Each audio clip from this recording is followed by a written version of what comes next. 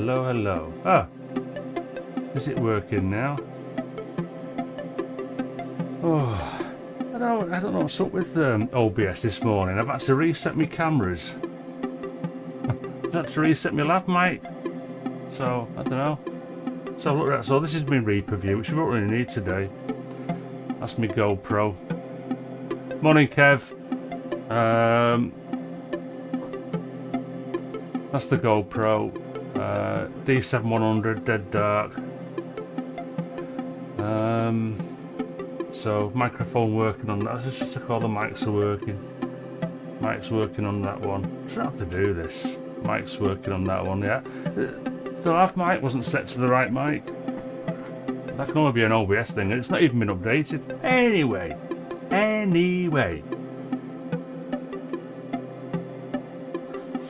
Yes. What are we doing then? Well, let's turn this down a bit. Yeah. I've got to say, I've had a terrible morning.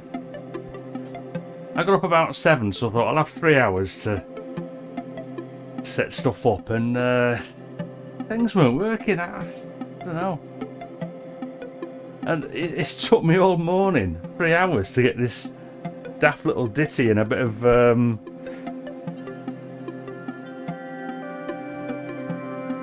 elements for the kit. And my beta step didn't work. I was going to play some notes on the beta step, and the pitch wasn't coming out. I don't know. Bad morning. But not really that stopped me from doing stuff, I don't think. Oh, new development. Let's try this. Yeah. I've got to wait 30 seconds for the comments to come through.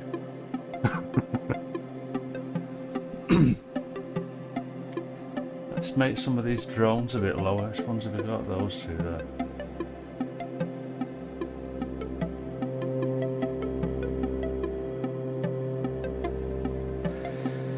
Oh, I'll explain this little bit of a patch in a minute. 3 hours to do this patch, it's ridiculous. It wasn't 3 hours, it was just, the rest of it was like probably about half an hour. The rest of it was trying to get things working.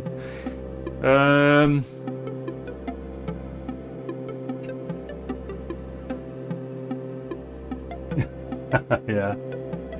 it was. My gears, right, it's walking out on me.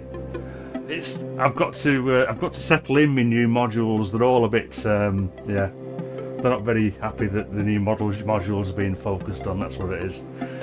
So what can I say? What can I say? Well, I can say what can I say. None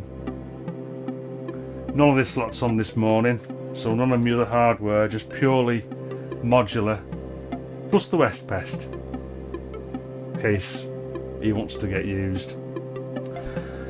I suppose I'd better just explain a few things then. Oh, the light. Yeah. What do you reckon? Let's look on the other camera. So with the light, without the light, with the light.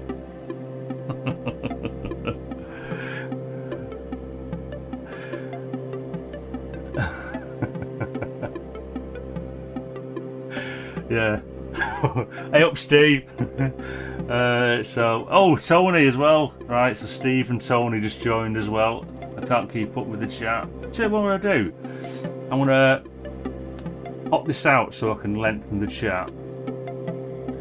So I don't need to see the video, just the chat, but I can maximise it, can't I? And I should have put that to live chat just in case, you know, because I've got millions of viewers and I might miss somebody.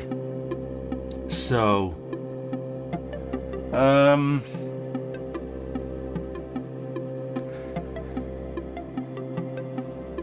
Synthfest. Okay, let's do Synthfest because I suppose that's the start of this. thing today.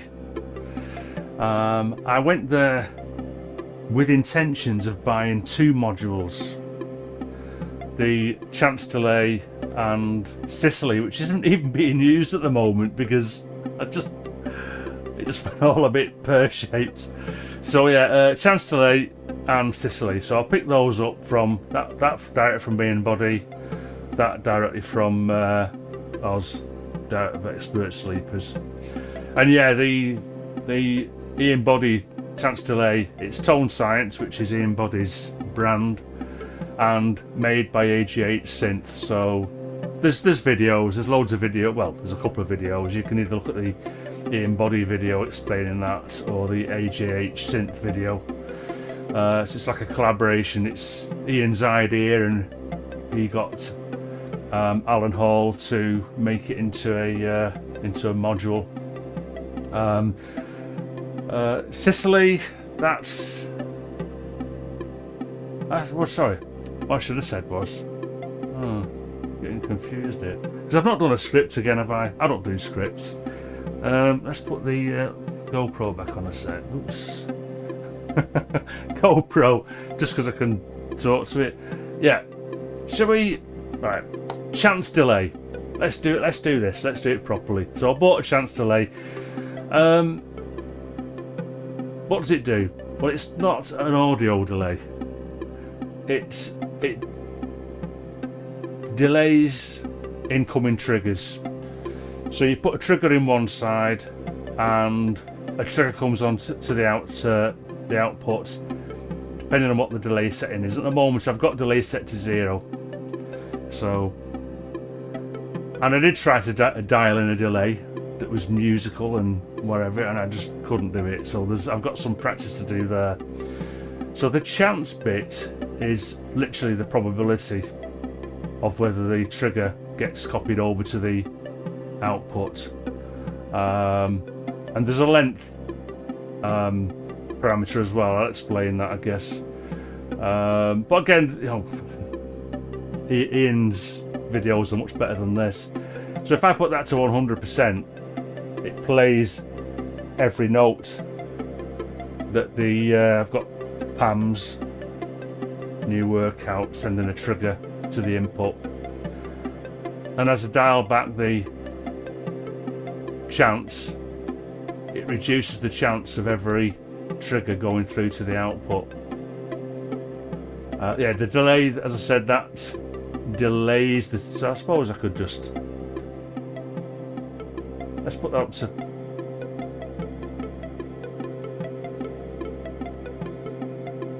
So you can hear that. I think what it is, yeah, you can just about hear that little delay there, can't you? Yeah. I was trying to dial it in so that I got triggers in between my main triggers. When I put the Metropolis on, because the Metropolis is providing the main sequence, if I put that up to, you know, full 8th notes, my brain wasn't registering the 16th notes for some reason, so I gave up on that. And then the length, Ian explains this much better than me, but basically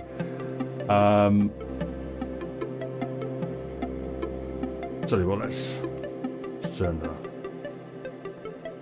So this is, that's better, isn't it? My God. Hold on. I see me. Oh, Martin. Hi, Keith. Dan, morning, Dan. Yeah, I need to get a chat to audio converter so that you lot can talk to me, and I'm going to keep reading chat.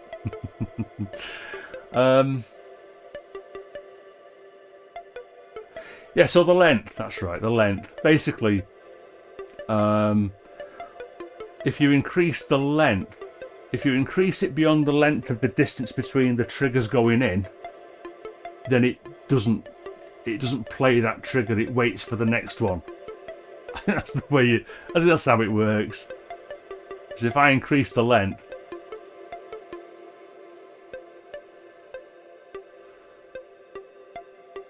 In fact, if I put that on full, turn the length down, that's the better way of doing it. So that's the 0 length, and it's playing 16th notes. I think. Oh my god. And if you increase the length, it basically behaves like, I suppose, like a clock divider, doesn't it? And that's like, well, that's interesting, isn't it?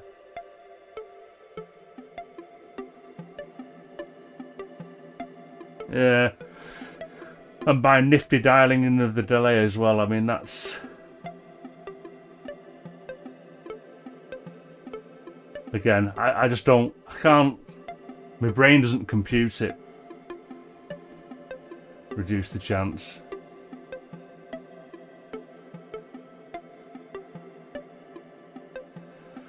And of course, you've got C inputs for each of these. So I could put an LFO, say for instance, on the chance.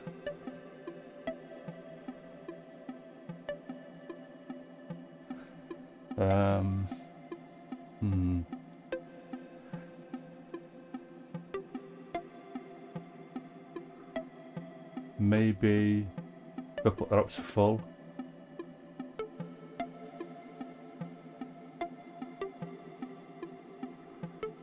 So I'm expecting the notes to play 100% at the top of the LFO and then down to hardly anything at the bottom, but it's not.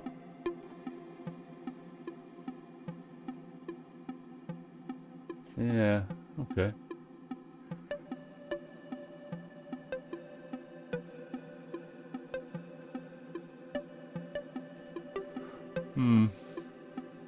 I mean, there's no attenuator on that, on the LFO, so it should be the full range. So I need to get my head around that, I think. Only supposed to put it in the middle. I think there is an online manual, but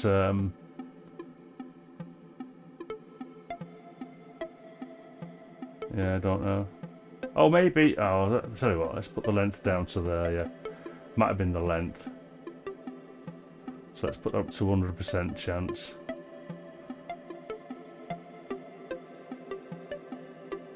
Oh, there you go. It's because they had the length up.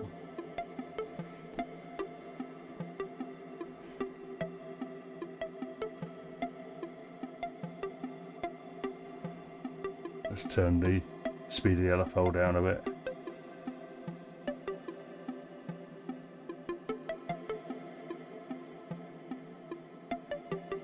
Yeah. So I think that's, I mean, that's why I got it. I wanted to experiment with doing some more sequencer-based melodic stuff, actually wholly within the modular. So that's a developing plan, I think, for my next album. I want to make everything with the modular plus the West Pest, because I treat that as part of the modular, it's just that I've not mounted it anywhere. Yeah. The actual sound itself is not particularly interesting. Where is it? There. Just a simple. I've got an Ivo. Let's go back to the input, wherever that. It's the one of the Distings Mark IV, set to B8, which is, I think it's wave shaping. It's wave shaping, so you can put an LFO on Y.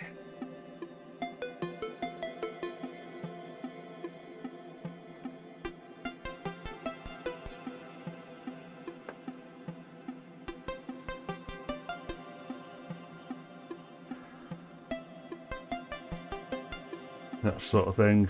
Going into one of the Ivos. Nothing set up here really. Bit of resonance, bit of cut off. I've also got 2 envelope outs from one of the envelopes. One going to a VCA, one going to the filter cut off. So nothing pushing the boundaries there really. And then the second voice for this one, in fact that's the triple chance voice.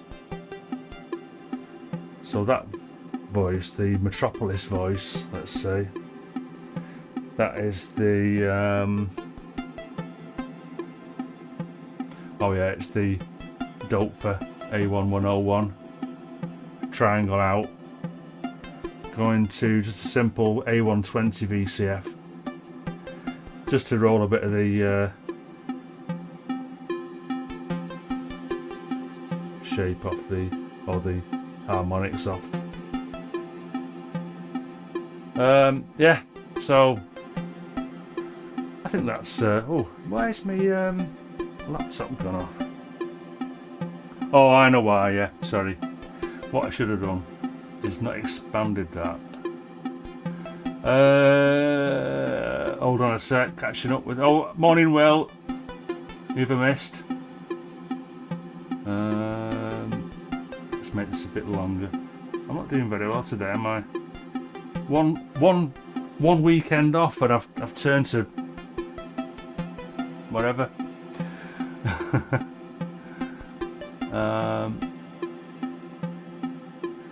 So yeah, Keith, have you seen the Robin Vincent vid of the Blue Cack Endless? I've not. No. I've been. Oh man, I've been so busy doing daft things. Oh, morning, Neil. I didn't. Neil bought me a hot chocolate at Synthfest, and of course, Steve. I couldn't have got to Synthfest without homegrown Steve. So thanks to Steve for that again. I bumped a lift in with one of Steve's mates. Steve's mates, not Steve. So yeah, it was great. It was great Synthfest. I'm just wandering around here, aren't I? I've yet to open. I bought a bit of patch and tweak because I've seen this for a while and I've always wondered about it. It might become a reasonable, like, you know, bit of an interesting coffee table book, perhaps. I might even refer to it. I haven't even unwrapped it yet. So yeah, patch and tweak.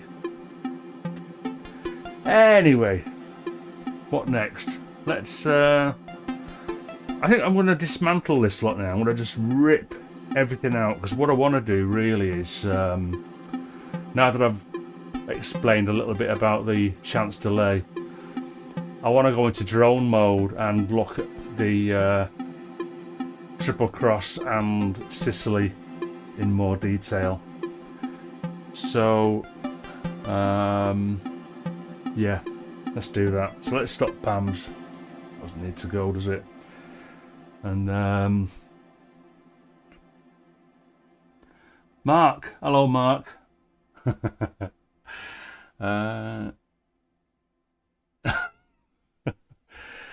Goodness.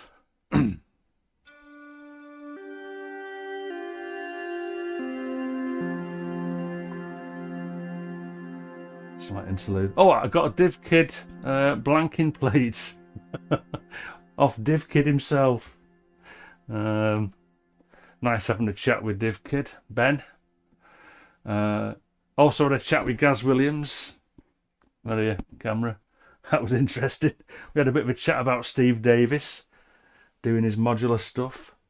It was a great day. It was, you know, definitely going again.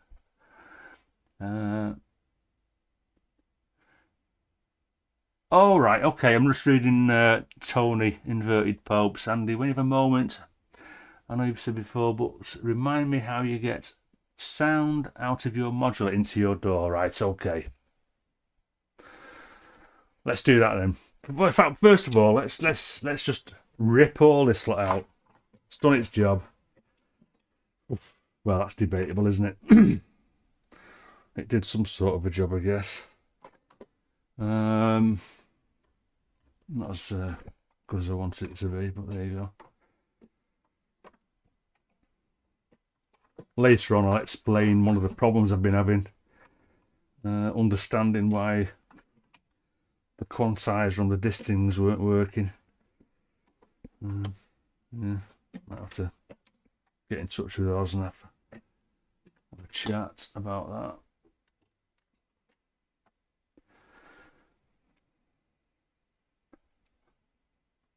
There you go.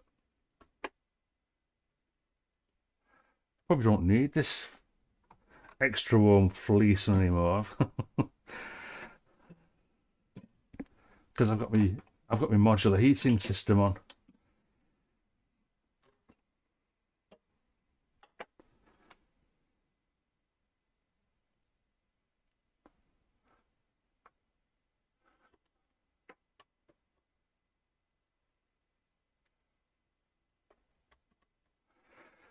Let's get rid of this one here. Been using my little star mults. Just easier, I guess, sometimes.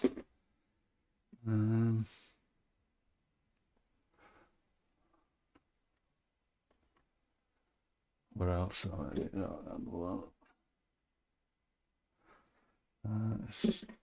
Actually, I might leave that one in. That was only the elements, wasn't it? So what we've got there, that's pitch. Put that back into the vault per octave.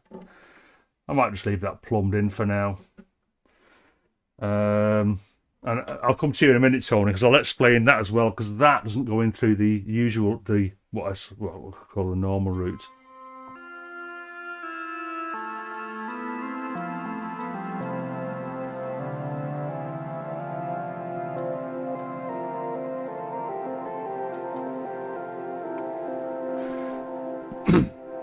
Sorry. Get all these out. Nearly there. And then I'll explain. I suppose what I should do first really is just, I'll do Cicely first, I think. And there's a great DivKid video that you can get to, either obviously from his channel, or if you go to the Expert Sleepers page, there's a link to the DivKid video there. He does a great job of explaining what Cicely does and how it does it and the different patch ideas. If you're familiar with DivKid, he comes up with some... I keep forgetting, I'm talking to that camera and that was on. I suppose I could just... Let's put them both on here. Which one was it now? Was it F9? Oh, morning, Omri. Well, not I've seen you before. I've been lurking. Not seen you in chat. Omri Cohen, another great modularist. Does a lot on VCV rack, as you all know. I don't need to explain, do you all know Omri? Yeah, what's the saying? So, right, let's deal with Tony first. Let's deal with Tony. In fact, what I'll do is I'll go over to Reaper for a minute. Because one of the things I've got to do, let's turn that off and go to that. Oh, Darren. Hey up, Darren. Yeah, it's I've got to give it a good listen yet. I've listened to a couple of the tracks. I bought about 20 albums on Bandcamp at Bandcamp Friday. My goodness. With the money that I made on my own sales. Right, okay, so let me explain how I do this. So I'm looking at Reaper now. We can see at the moment I've got no dividers in, but we've got 3 tracks at the moment, and the inputs are yeah. David's just said, imagine Colin. Did you mean Colin Benders? I can't see Colin Benders. He'll still be waking up from last night's whatever he was doing. I think Colin Benders is a night person rather than a morning person. So, oh yeah, Reaper and Tony. This is as quick as possible because I know Tony. Are you watching on the car park today, Tony, or you sat at home? Usually taxi of Dad. So the first 3 tracks, I've set them to modular 1 or mod 1. I've got mod 1, mod 2, mod 3, mod 4, mod 5, mod 6, and basically they're just what I named them. It's nothing to do with Reaper. It's what I name my inputs. In fact, I'm going to put some more in. Come on, double click over here. Another one. Another one. I'm going to drag these over here. I'm going to set these to mod 4. Oops. Mod 5. So that's at home. Nice one. That's to get a break. Mod 6. So there you go. So now I've got basically. So what I've done, Tony, is I've got 18 inputs altogether, but obviously I need some for my other hardware as well. And I've also got like today I'm using the MPX 500 Lexicon MPX 500 multi effects unit just for the reverb. So today, no software except for a bit of Pro Q on the input to the reverb, just to sort of cut off. I don't want the low end going into the reverb, basically. So just turn this activate solos. Yeah. So of the 18 inputs, I reserve. In fact, if I click down on one of these here, you can see I've got. There's my 18 inputs. 1, 2, 6, 7, 8, 9, 10. I don't know what. Oh, yeah, okay, I know what that is. 1, 2, 3, 6, 7, 8. So that's 8 on the Nova. On my first, my first Octacapture. I use Roland Octacaptures. I've got 2 of them.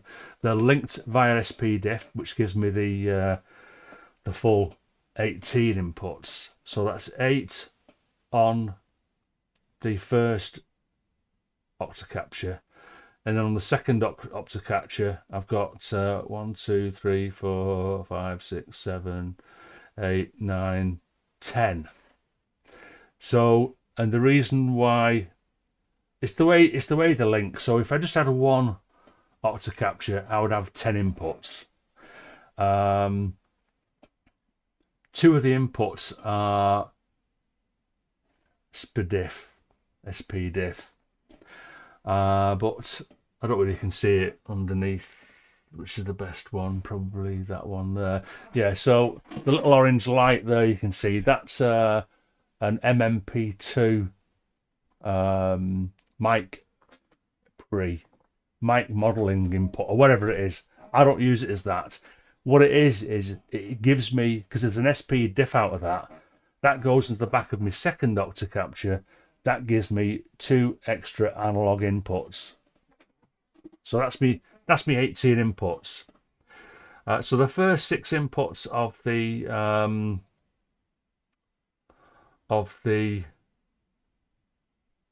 Octacapture 1 are basically my 6 inputs. So while I'm on this camera here, this here is my little umbilical, basically.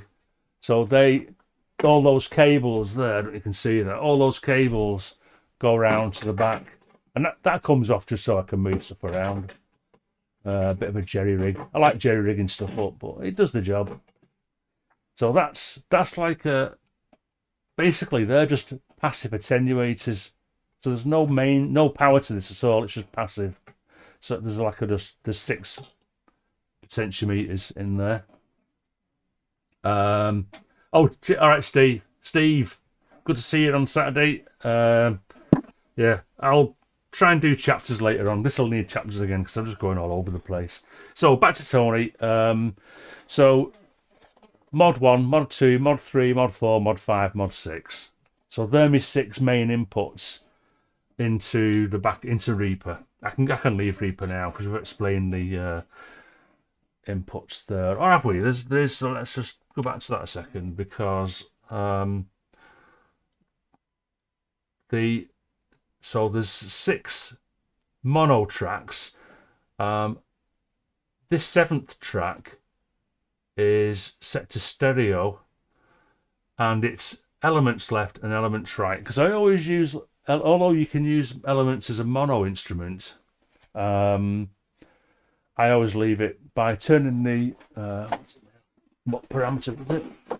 Space. I turn the space up to 11 and leave it as a stereo module because it sounds nice.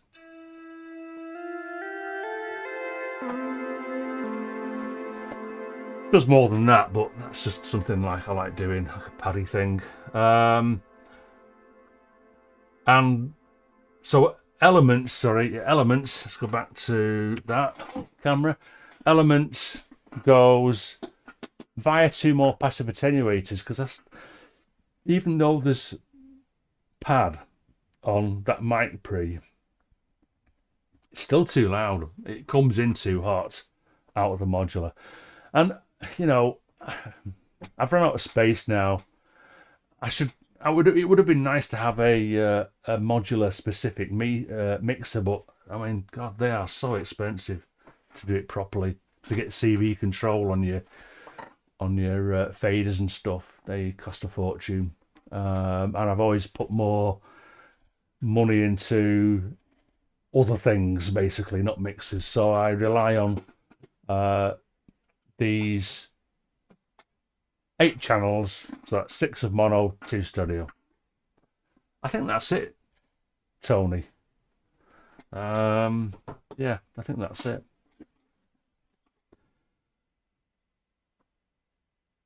Yeah, it's this MMP2. It's an old one, Davy. I mean, I've had this, like a lot of my stuff. I've had some of this stuff for like 20 odd years. Because before, very quick on that MP, when I first started to get really serious about making music, I had an RME sound card in my pewter, and that had SP diff in as well. So that again, that gave me another couple of inputs going into my old system back then. Yeah, I mean, Tony, I mean, I'd love to be able to go just do a stereo mix like a lot of you guys do, like the hardware jam peeps and stuff like that. But and I know I could probably get, a little tiny, 8-channel mixer or something with a couple of like an effects send. I don't know, but it's just more expense, and I've just got to think about where I put my money. At the moment, I've just pulled my headphones out because I'm just clumsy here.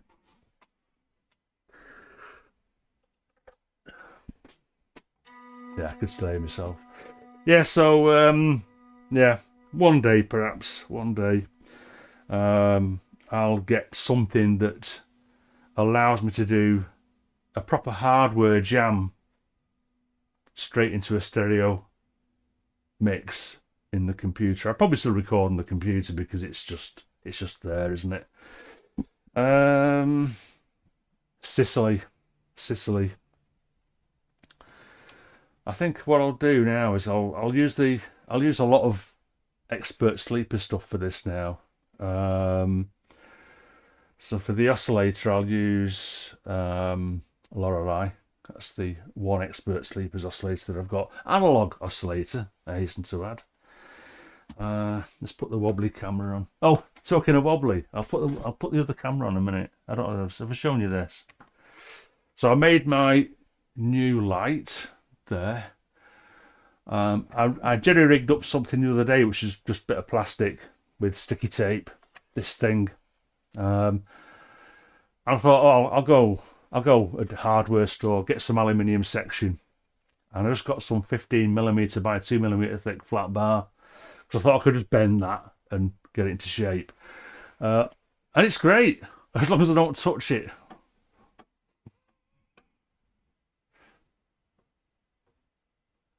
So, yeah. I've got a fix for that, actually. So I should have thought about it. I'm supposed to be a designer. So what I should really have done was got 2 pieces of that aluminium section and then just bolted, got my shape, but then with both sections, so I got it bending round, and then put bolts every so often, about 10 millis apart, and that just stiffens it up totally. So that's something else to do. I'll do that in the week, probably, next time I get to the hardware store. Yeah. Anyway, where was I? Cicely. Lorelei. I think Lorelei's tuned, but I'll just tune it again just in case. Anyway, why does it need to be tuned? Well, it doesn't really. I suppose.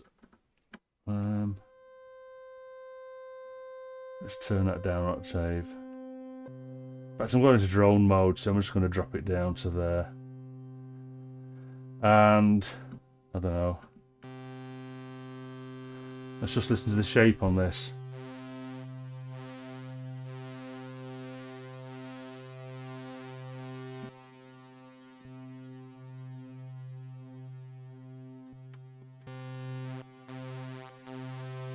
Probably that one, really. Because I'll put a bit of let's drop that down with octave. I'll put a bit of LFO on that shape, I think.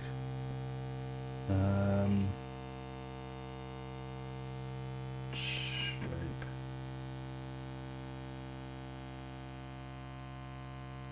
Yeah, come on then.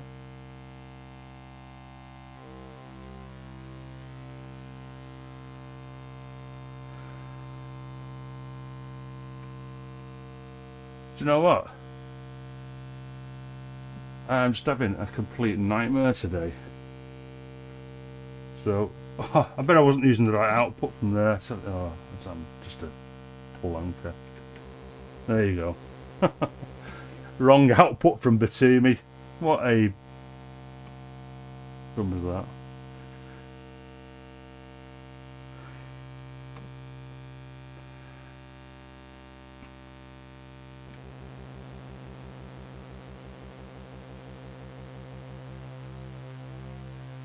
But on that point, where am I?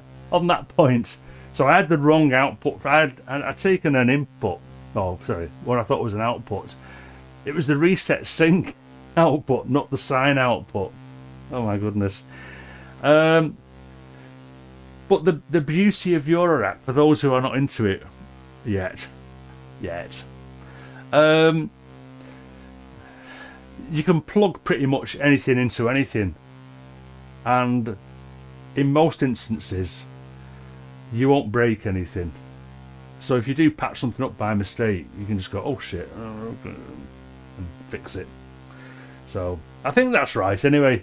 I'm probably going to break a load of modules now and get a load of emails or whatever. You broke my module.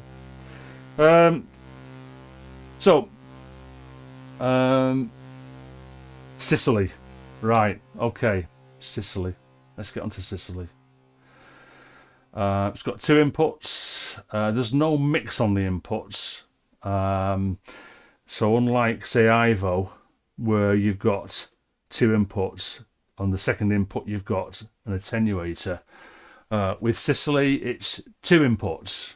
But, you know, let's face it, you've got to limit something, and all these other knobs serve a purpose. I mean, whether you could have got another little one in there, well, you know, it's just not worth it really. Because what you can do anyway, if you want to limit the input of the audio into one of these inputs here, you can just you can use one of an offset attenuator, because these will take CV or audio or wherever, or even a mixer. You can just put it into a mixer and turn it down that way. So let's put it in input. There you go, input. In fact, I'm going to turn down the gain, up the mix. No, I think that's got to be center. I can't remember what it's got to be now. But if it's, yeah, so I'll put it on 0. So center, it's in the middle. And that's just the attenuator for the gain, CV. So that's just going to give me the same output, basically. You say is oh well, no. See what I mean? Oh no, that's right. Yeah, output. Yeah, output. Oh, right, okay, sorry, yeah. I do apologise. I'm on this camera because I think you can probably see. Is it a little bit blurred actually? I need to probably focus that. Oh, Alex, just noticed that. I should check the chat more often. Hi, Alex. Welcome to the show. Yeah. Welcome to the Gumby doing his wire stuff. Yeah, so the mix is it's like a wet and dry. So what 10 is 100% wet of the effect, and that's the way I'm gonna explain it anyway. So that's just the signal going out. The center doesn't do anything while it's set like this, but it will do something as I get more into this. And I'm thinking, as I'm doing this, I'm thinking, you know, I shouldn't even be trying to explain this. I should just patch something up and let you listen, because again, Oz has got not Oz, sorry, Div Kid Ben has got a much better video on this explaining exactly what this does. And what it is actually is, I should have explained this anyway. It's an Octavia fuzz. So it's based on the Octavia pedal. So it's a fuzz pedal which steps your signal up an octave. Probably by wave folding it. I'm not sure. But yeah, I should know, but I don't because I forgot. So why would you use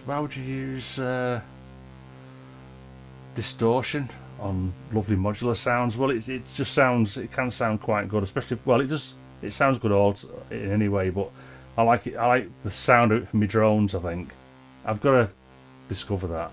In fact, what I might do actually, I might just put the sine wave in, so you can hardly hear that, but give us a sign. Give us a sign.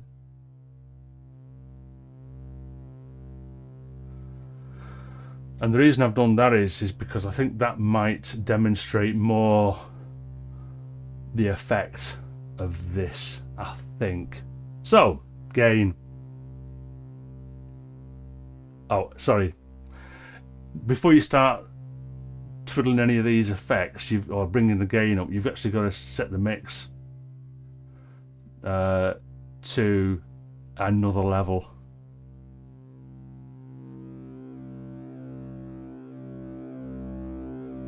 So this is like 100% wet, and I'm bringing the gain up.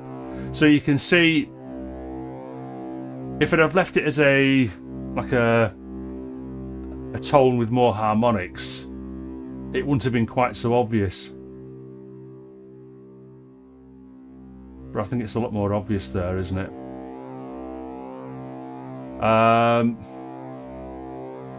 Center. I think that's best explained, but let's do that. Let's have a quick moment in Reaper. I can put an oscillator up and read a bit of a chat and have a sit down because my legs are killing already.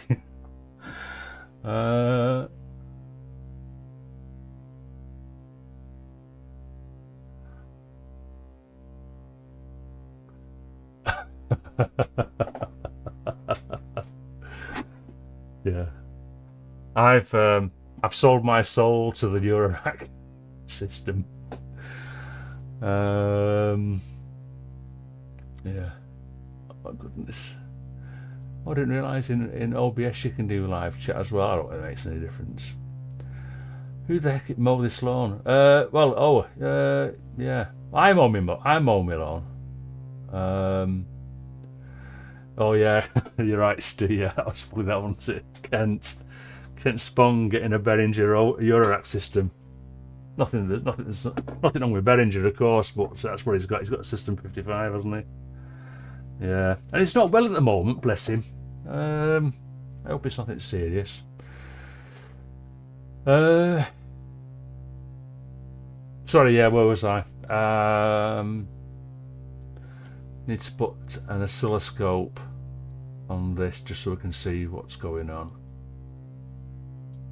Let's normalize this. So I'll go and stand back up a bit. So if I turn this back down to 0 mix, I've actually turned. I'm going to take the LFO off the shape. In fact, let's not do the shape. So that's like your oscillator there, but we won't do shape on that at the moment, just to show what this does. So because it's down at 0 in the mix, so up in the gain doesn't do anything. If I up the mix and then increase the gain,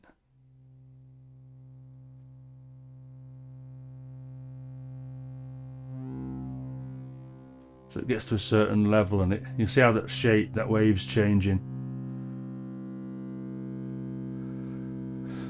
So what center does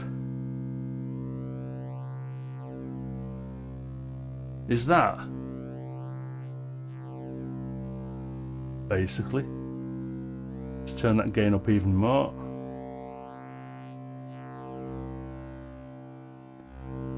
So, you know, I could get into all the science, except I'm a bit thick. Let's put some CV, some LFO on the gain. Turn it down a bit. And I'll put some CV on the center as well.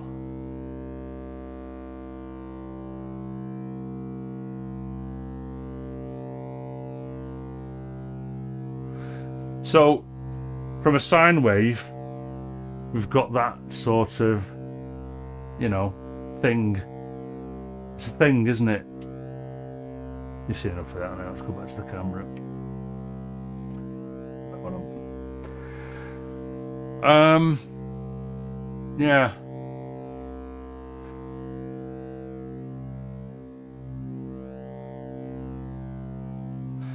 And because I've got LFOs at different speeds on the center and on the gain. Yeah. Now, or you can actually you can put an LFO on the mix level as well. Where are we? Mix.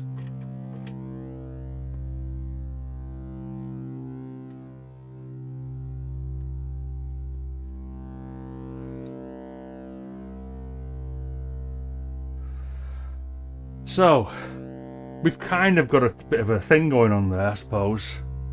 And so let's take this over now to the triple cross, and we'll explain a few things about that now that we've got some sort of a drone going on. And I'm gonna put, what I'm gonna do is I'm just gonna put, well actually what I should do, thinking about it, let's explain the panner first. Let's get panner out of the way. So I'll need 2 inputs for this. Or what I could do actually is I'm going to set up a stereo channel in Reaper. So I'll turn off mod 1 and mod 2, but I'll create a stereo input, which is basically mod 1, mod 2, because that'll split it left and right, hard left, hard right.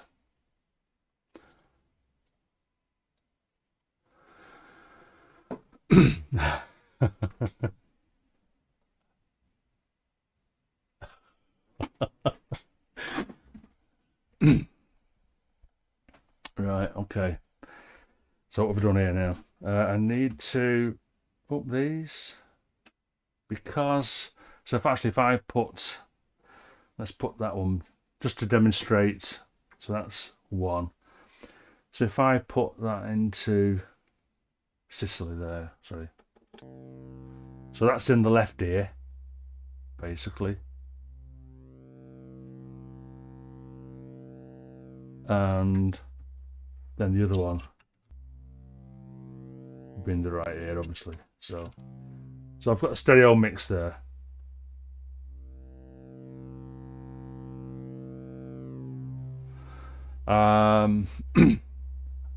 And so what I can do now is put the output from Cicely into 1A. So you've got a total of 6 inputs. You've got 1A, 1B, 2A, 2B, 3A, 3B. And it's complicated. So again, I'm not going to try and explain everything, but as I understand it, so the basic setup I've got now is the fade knob. It's called fade, but it will actually pan. So let me just turn it up. Oh.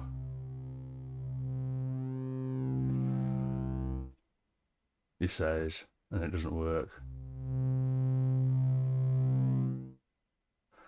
Okay, so I obviously don't understand how this is working. There are 2 outputs there actually. Let's just try that one.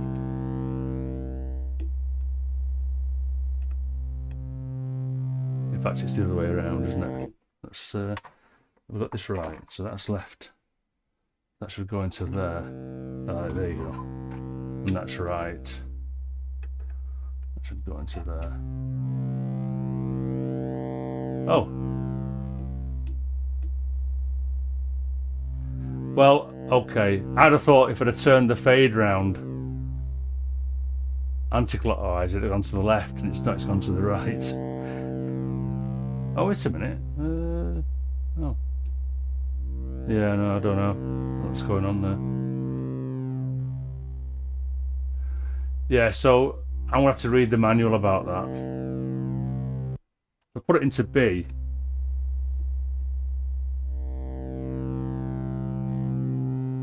So that's behaving like I expect. So yeah, I don't know. I don't know. And I don't know why, because I thought that everything was normal to L3. Oh yeah, okay. Right, I was doing the wrong one, wasn't I? So fader 3 or fade 3. But again, it's doing it wrong. It's doing it a different way around. I've got this right. That should be left. What a nightmare of a day. Saturdays.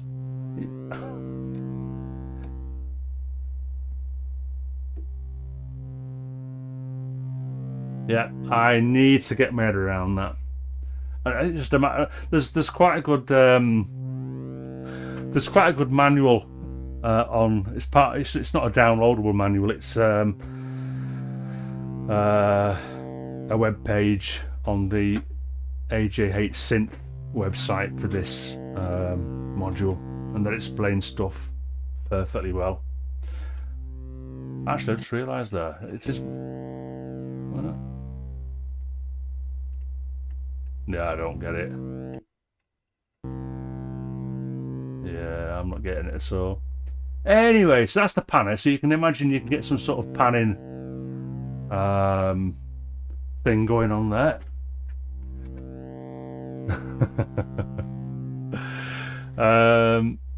Just got a message off my lad there, commenting on my light. But so that's the panner side of it. The crossfader. In fact, what I should really have done, he says. Oh, I know. I'm going to use the. I'll use the West Pest. Let's put this into. In fact, what I can do now is. Oh man, this is what happens when you make it up as you go along. I'm going to turn that stereo one off, but bring back in modular 1 and 2. Although eventually I can just put it in modular 1, can't I? But anyway, I just want to test the. In fact, I should tune the West Pest. It's not been tuned for a bit.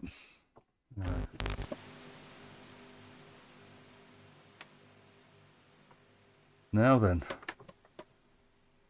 Oh, activated. Yeah, I have activated it.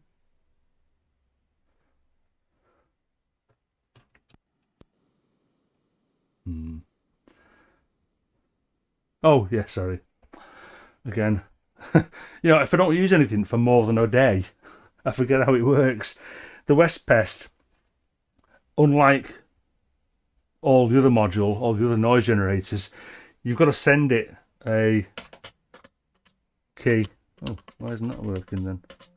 Oh, there you go. Yeah, it's working. But there is a hold on it. So if I go yellow hold and then go C, and then if I up the sustain. So there you go. Is this loud enough? Peeps. So let's take this down an octave. So where's the... Let's put this back into... Yeah, a sec. Oh, that's right, I was going to tune it, wasn't I? Okay, so it's come down a bit.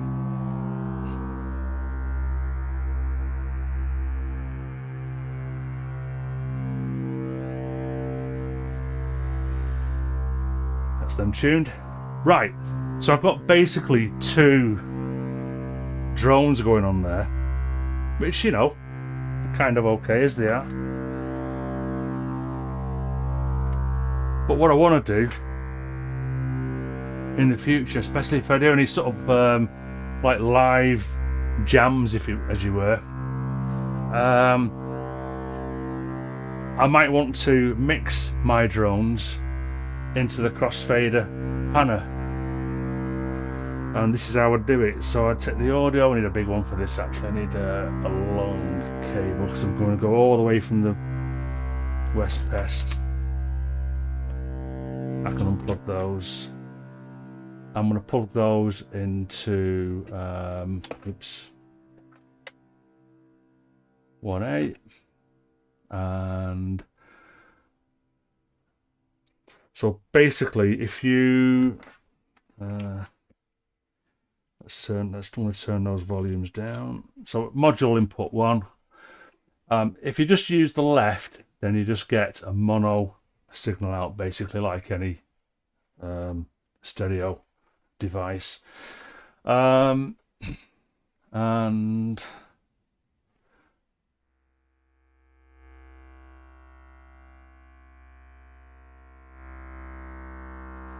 there's actually, on the output levels, there are 2. There's an attenuator for level 3A out and level 3B out, just in case you're getting a mismatch between levels coming out of the 2 outputs. But I'm only using 3A at the moment anyway. So that is the West Pest going through into the crossfader. So then I need to take the output from Cicely. Sorry, yeah, don't need that one then. Let's put that back there, because now I can use a bit of a shorter cable, much shorter cable.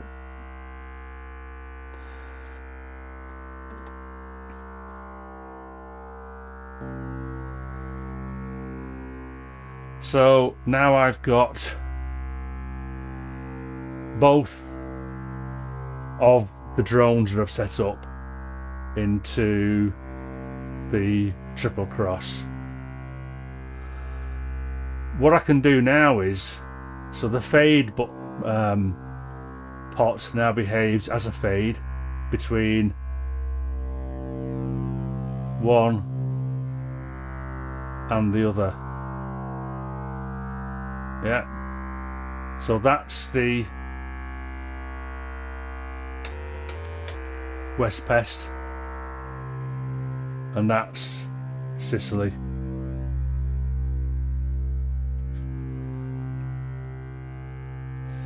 So what you do now is you put an LFO into the CV1 input.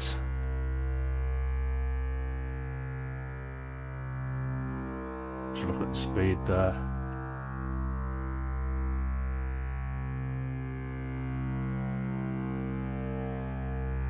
And also this is an attenuator. It's actually an attenuverter. So you can go into the negative.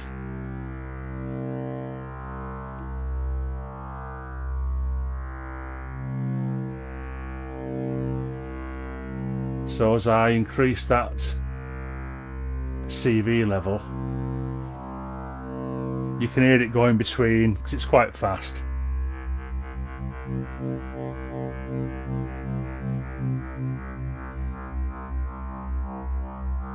That's going negative. You could bias it towards one or the other.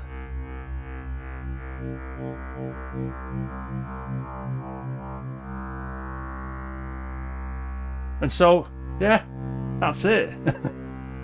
Astounding. Let's put some more. Let's just try a...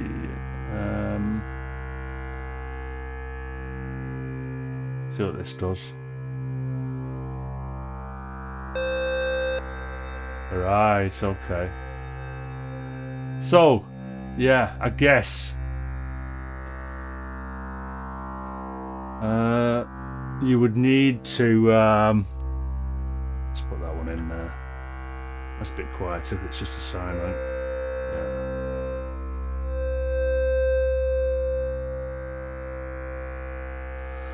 And let's put another one in. So I'll just basically stack it up.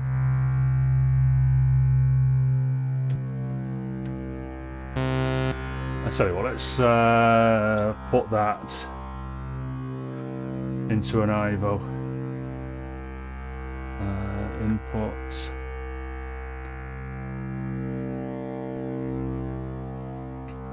Output into there.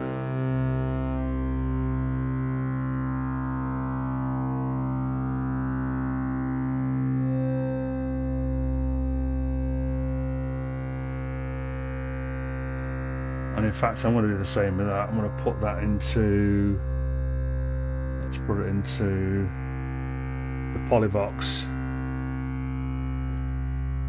filter.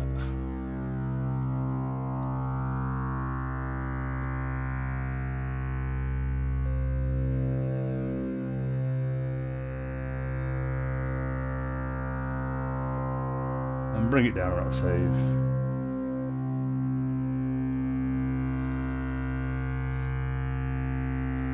And then we'll put an LFO into CV2.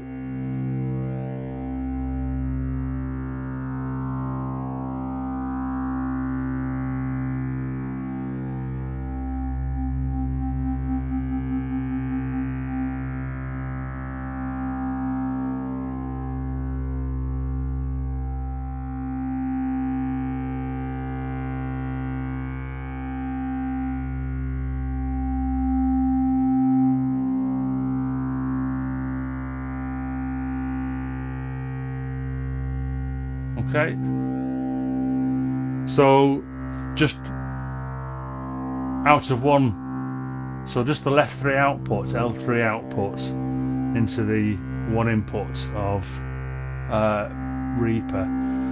We've got this sort of like a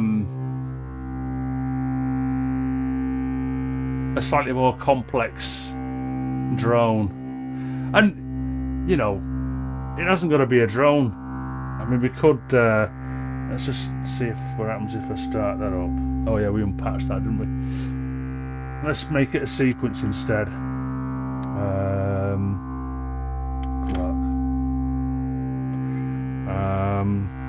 So instead of going into there. We'll put it into another filter actually. We'll put it into the wasp, let's say. And then I'll put the output into one of my VCAs. And then I'll put the VCA into that one there. So we need an envelope to open up. I'm going to use my voltage controlled ADSR for a change. I've had this for ages and I just hardly use it, which is criminal really. So gate goes into the gate input. Where's that? Yeah, gate input. And pitch. Oh, now then, this is going to get, yeah, right, okay. So now I've got to put pitch. Would you remember that?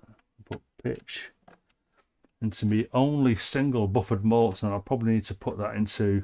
So this is a Maleko buffered multiple that you can switch between either. So it's 1 in, 3 out. Sorry, 2 in, 2 lots of 3 outs. That's right. You press this button here and it becomes 1 voltage in with 6 voltages out. Because what I need to do now is send. I've got 4 oscillators going, so I need 4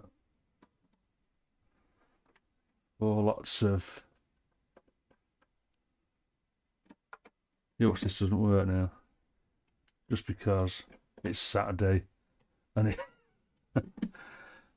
and it's just gone a bit weird today. Volt per octave. Oh, I need one for the. This is the first time that the West Pest has been driven by CV. So pitch. There you go, pitch, and not long enough. So I should have known that. The cable. Pitch. That's that one there into there. So theoretically, if I put an envelope out, oh that's right. Oh no, I can still, yeah, I can still do this. What's he talking about? I don't know. Out CV.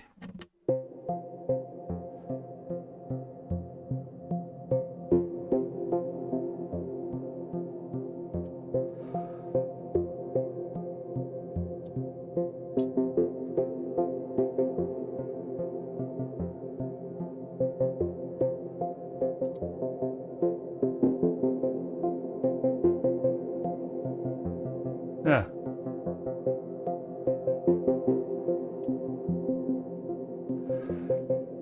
So we have this nice sort of like slightly changing. So I'm going to put some, yeah, slightly changing textures. I'm going to put an LFO into the CV one of the Polyvox. Another LFO into the CV of the cutoff of the IVO. And then another one into the wasp.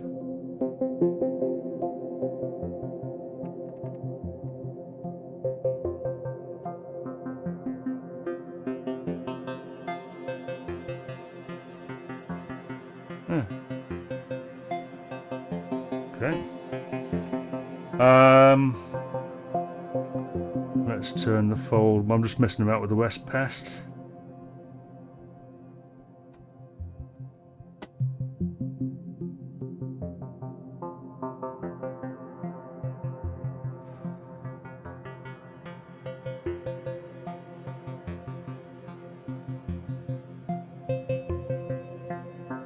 Ah.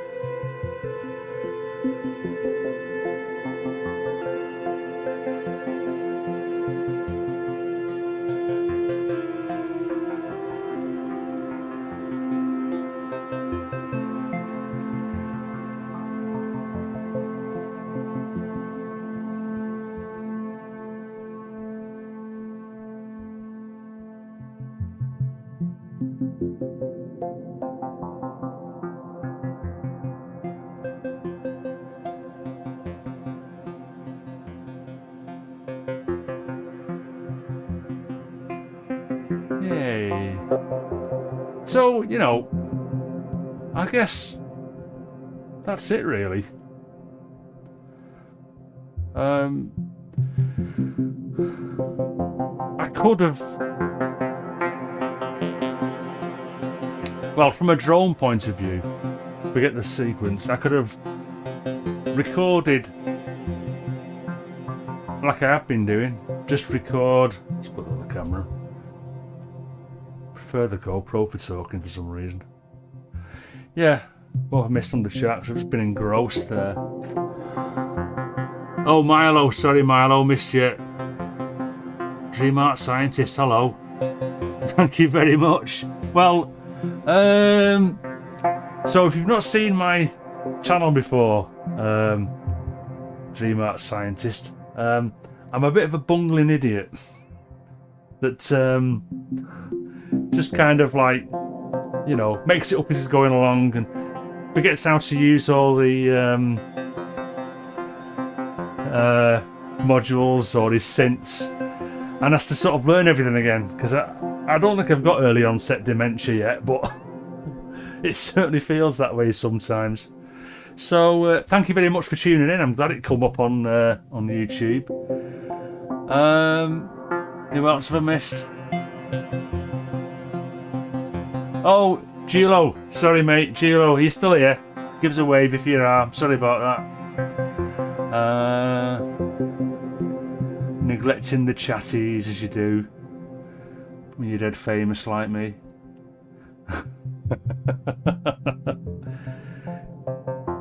Yeah, so what I was just going to explain there is that, like, for the last album, Ephemeral, I would record layers of drones and then use volume automation to impart a little bit of interest. So what I'm hoping is that the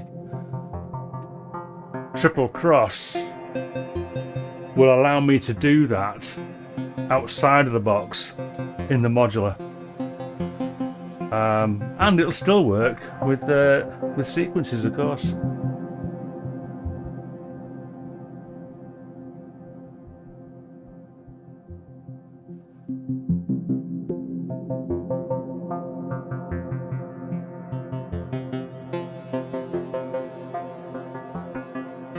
I don't like it going so quiet. Let's open these filters a bit.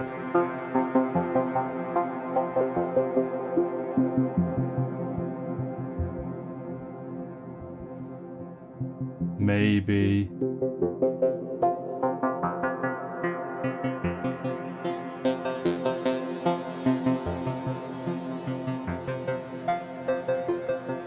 There you go.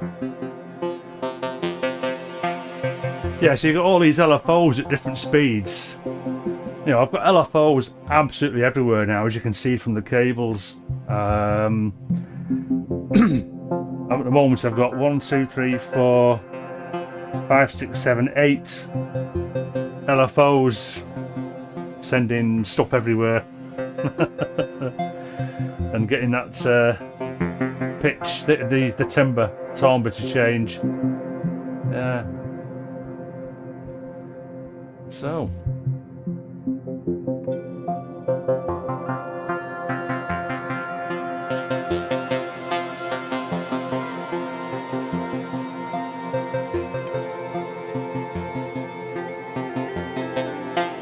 Oh, I hate these keys. No, it's just me. I'm terrible.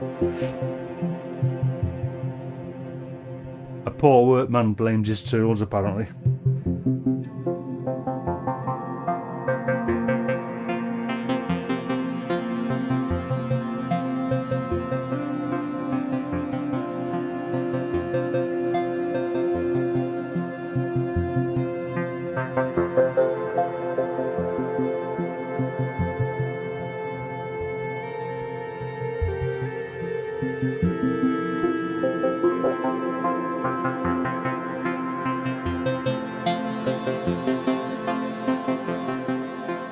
Yeah. Okay, I need to do something else now, don't I? Because I think you get the picture with that.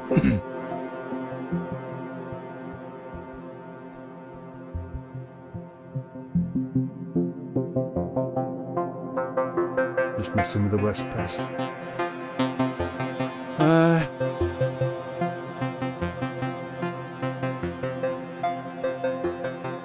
This is actually called a. It's a modular. What am I? It's a modular trance. So you make something and then you sit here going, or stand. Oh, isn't that pretty? Oh, that's what I should do actually, because I'm using my voltage controlled ADSR for a change, and I could put some LFO on the decay length.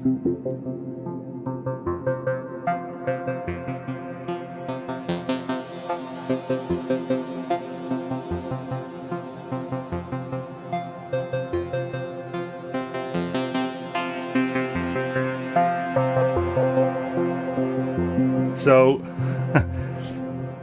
that's what I should do more actually. And yeah, I should say this is just one input with the elements, of course.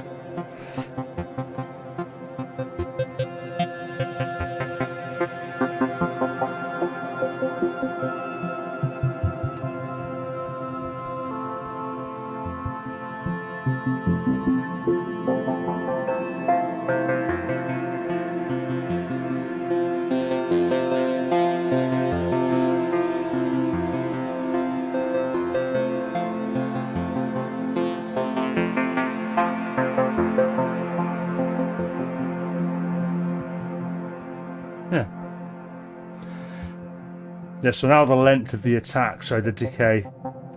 So it's varying between short decay lengths, and then every so often it'll go to longer decay lengths as the LFO determines. Like that.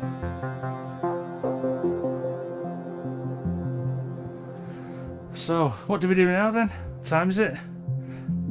Probably about 6:30 in the afternoon. 11:20, that's not too bad.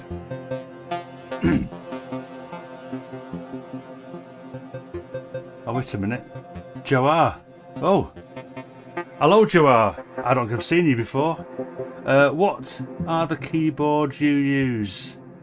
Well, hold on. So somebody answered that. Let's have a look. Yeah, I got a Mini Brute. Keith, yeah. It's me lad's. He doesn't do a lot at the moment, music wise, so I've commandeered it. So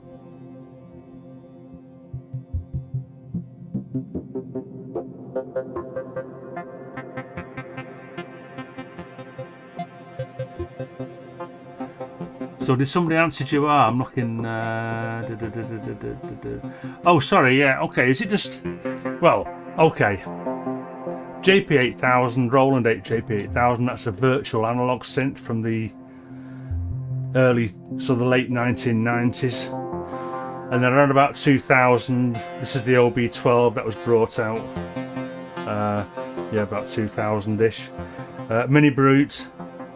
Arturia, that's a more recent purchase of Milad's. But the keyboard I'm using to play elements is the Arturia keystep.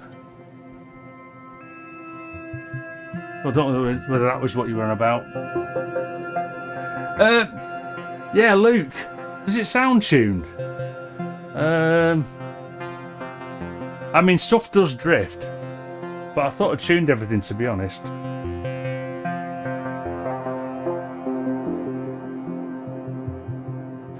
So Luke, are you asking that because you think you can hear something out of tune?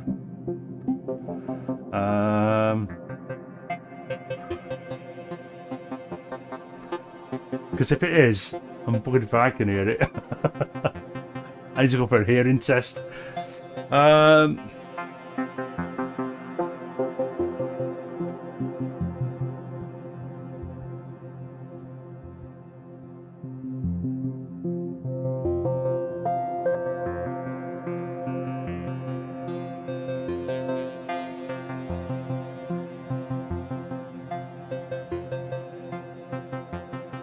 It's a bit costly in wires though, isn't it? So to do this one single output to Reaper, I've used all my grey cables and most of my long blue and green cables.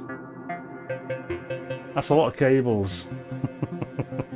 And I've had to start using my dope for cables. Well, that doesn't have to be a dope for, does it? Why don't I like my dope for cables? Well, they just look a bit naff, don't they, compared to... Once you've got mutable instrument cables, nothing else will do, really. There we go.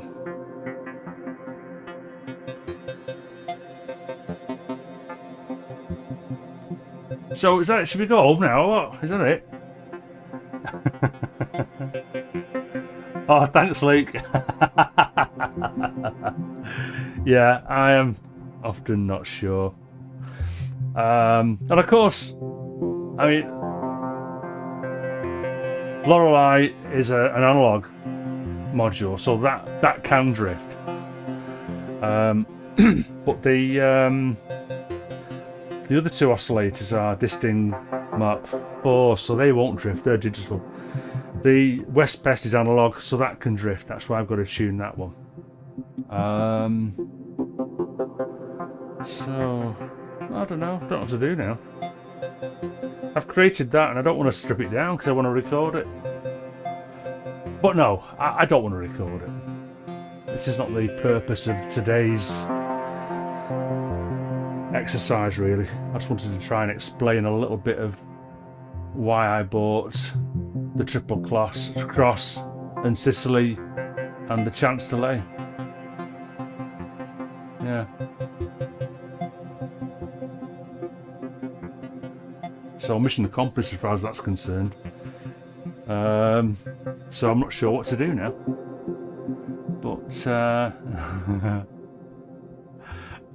tell you what, well, no, Daffy, you're a Reaper user. You don't have to put Melodyne on it. You just use the tune thingy envelope just to tune it up a little bit, down a bit, because I have done that. Oh my god, my knees are killing.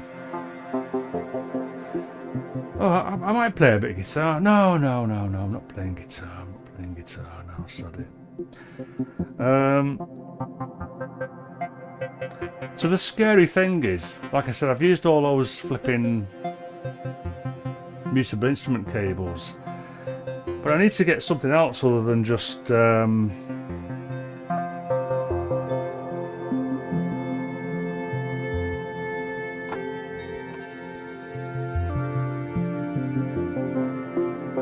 element. So I want to bring something else in. I want to put another drone in there somehow. So, because I took my drone away, haven't I? My drone's doing that funny sequence. So let's bring in a drone, shall we? Because I've got plenty of oscillators left. Red ones. I've already tuned this.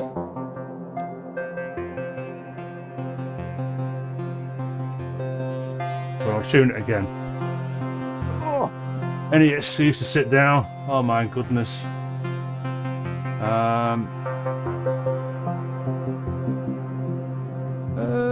Yeah, that's not bad, actually.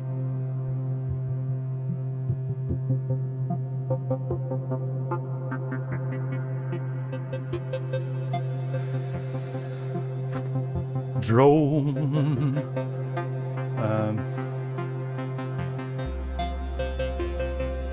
Oh, do you know what is bugging me? I mean, this is supposed to be C major. Have I changed the root? No, the root is C. The scale is major.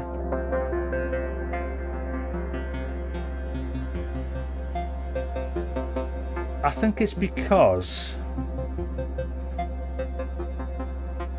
you know what it's like with these.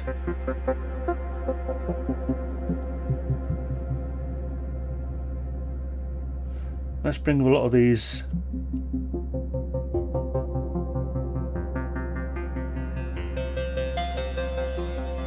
In fact, I'm going to turn off the ones that are not C.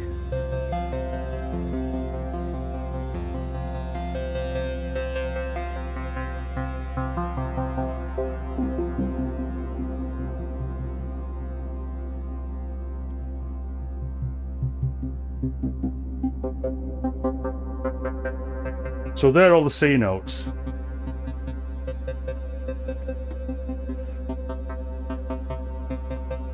Because something's telling me in my head that Klaus wants the guitar.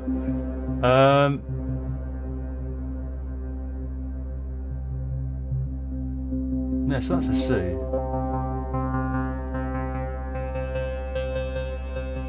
So if that's C major, then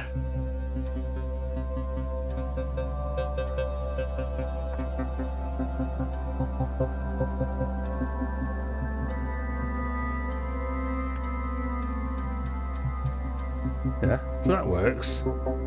Let's start bringing these some. I think it's that one there. Oh no, which one? It might be that one there.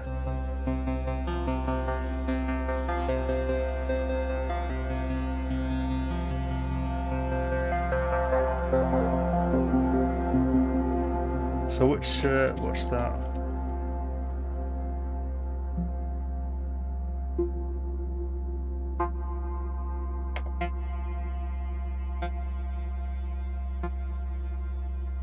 So that's F.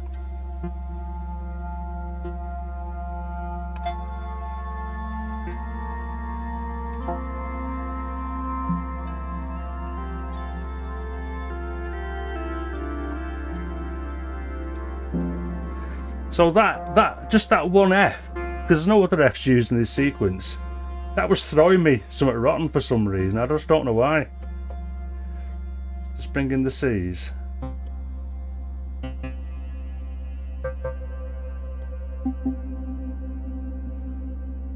Oh, I know what I'll do. Let's make these twos.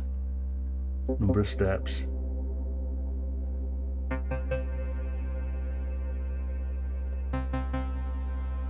Is that right? Yeah.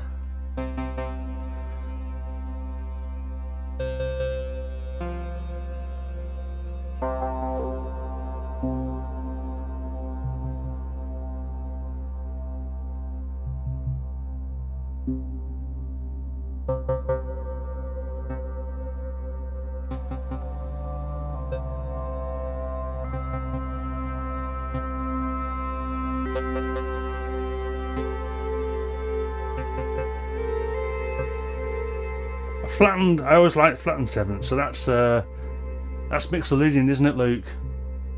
Flattened seventh.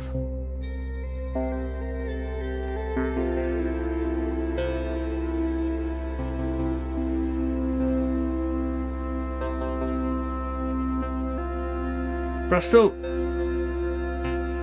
someone's forcing me to go to F, which is not right.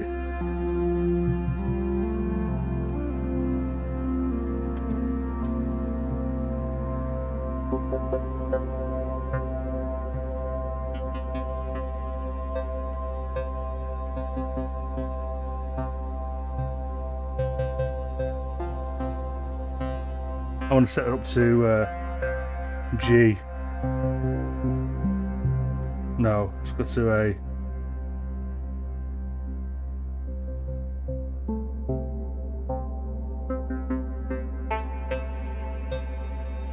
Let's make it an octave.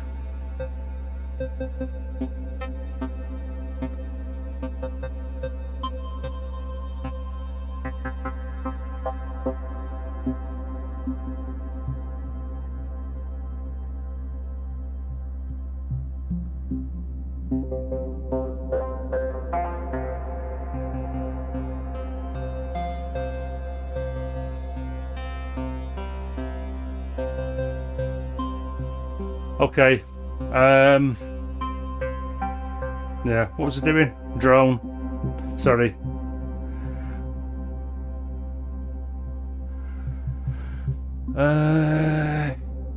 Yeah, let's build up some sort of a drone behind all this lot. So I've got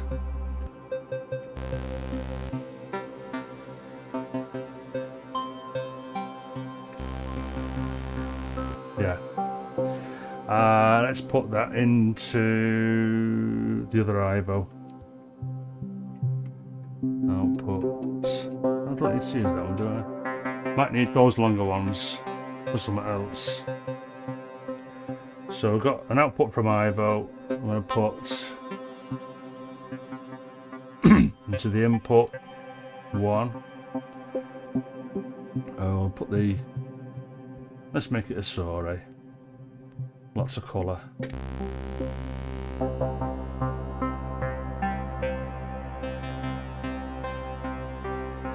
And we'll just put, I'm running out of LFOs now, so I'll have to use the Mark III's LFOs. Just get this right down.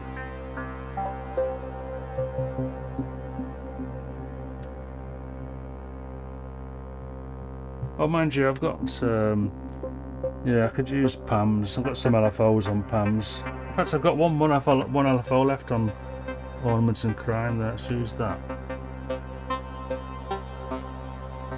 It's getting quite complex, this now, isn't it?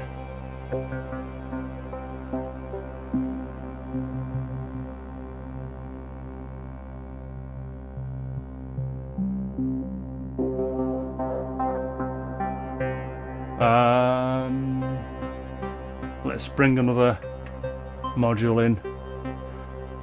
So I'll need the tuner on 3.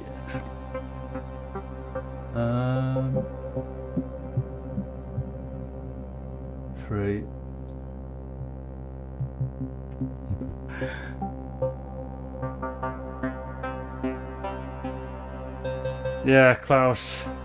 Yeah. Someone's doing my head in with this scale thing. Yeah. Anyway.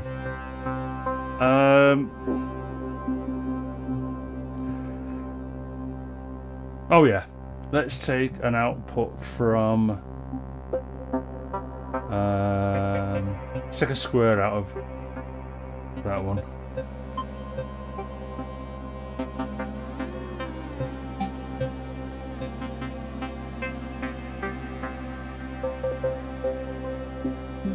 In fact, let's make this a 5th.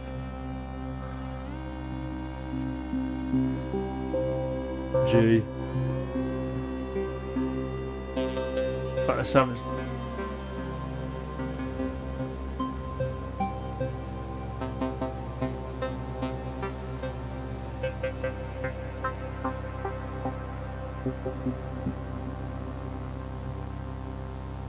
Up an octave.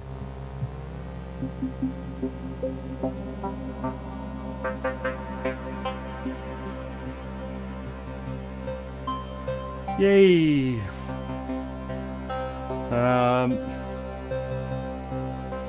So let's put that into what shall I put you into, Mr. Square Wave?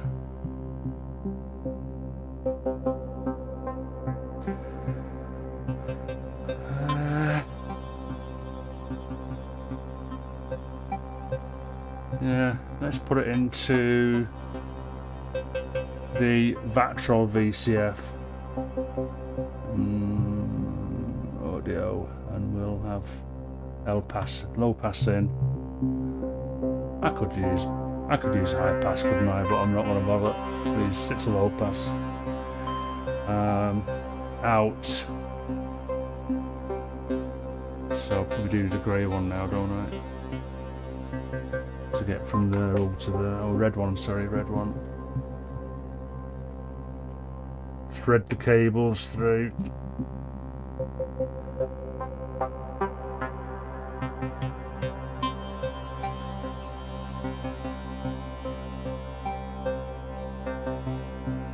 Bit of resonance on that, that's okay. Or emphasis it's called on there. Let's put an LFO on that.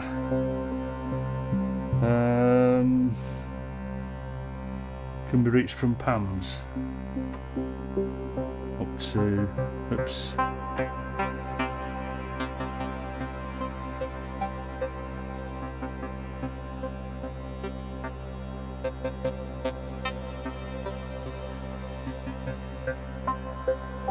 We do have some reverb on that. My knees are killing now. I'll sit down for a bit.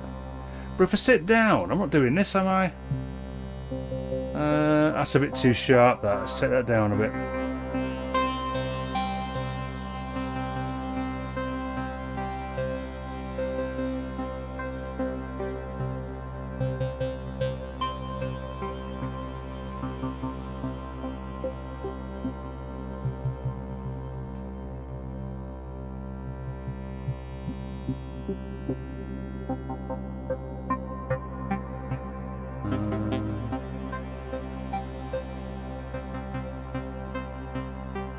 just turn it up a little bit. So, I mean, all hardware today, which is a bit unusual. Except I'm probably going to break that now because I need to sit down because my knees are killing, and I'm probably going to learn a little bit of guitar stuff over the top of this, just to yeah, just to give my legs a rest really. I'm not using stood up for so long.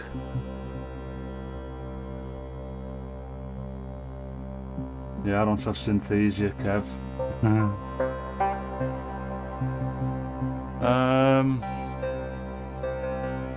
Yeah. Guitar. Now the downside of guitar obviously is I'll end up putting guitar rig on it. There you go. Sometimes I've got to use software.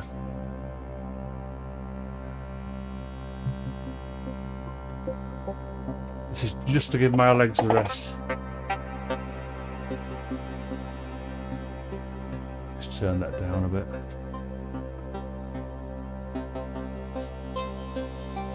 Input, mono, guitar.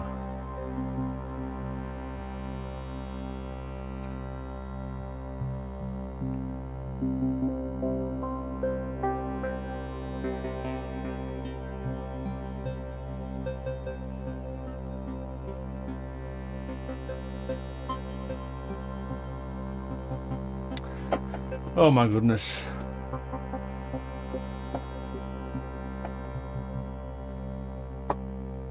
Actually, let's go to the stool.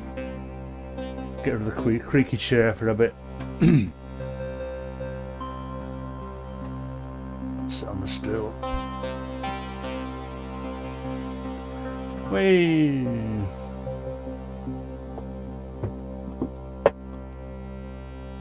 Come on.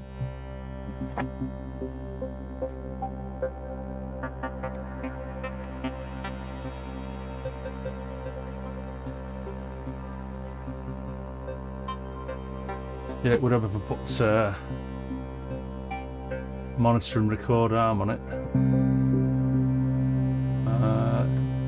Yeah, tune.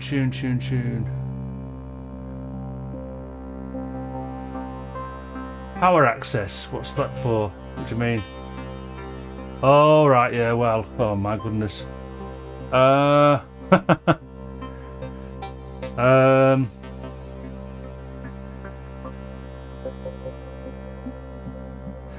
What you can see running here now, everything is off one socket down there, except for that camera. Oh, cardboard music, sorry, I didn't see you there. Oh, I'm sorry, cardboard music. Well, you know what? Yeah, I did show the chance delay earlier on, and to be honest, it's not very good. My stream's not very good for that sort of stuff. So I did have the the chance delay going, earlier on. So all that's patched in now is the triple cross and Cicely of the modules I was supposed to be doing today. So yeah, so at the moment I've got 4 separate inputs into the triple cross, and then I've got LFO changing the fader positions, and that's the sequence basically, because these are drones. So what you're going to hear now is this is what's coming out of the so just one output from the triple cross with 4 different oscillators going into it.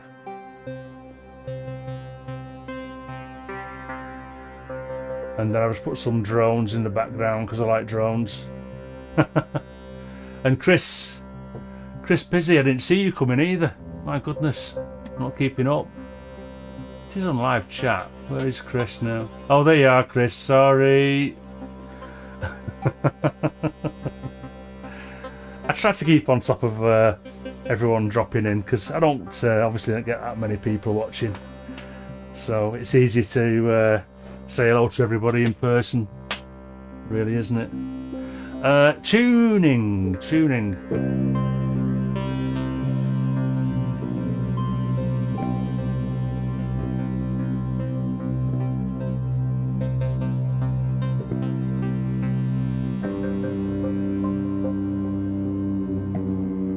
Yeah, something's not right with this tuning again. I have this trouble every time, don't I? Because to me... Alright, okay. Yeah, cheers. I was wondering about that. I don't normally post my streams on Twitter. But this time I thought, I'll just see what happens. I mean, I don't usually get much joy or traction off Twitter. Yeah, so the fact that somebody's popped in, then that's great from my Twitter thing.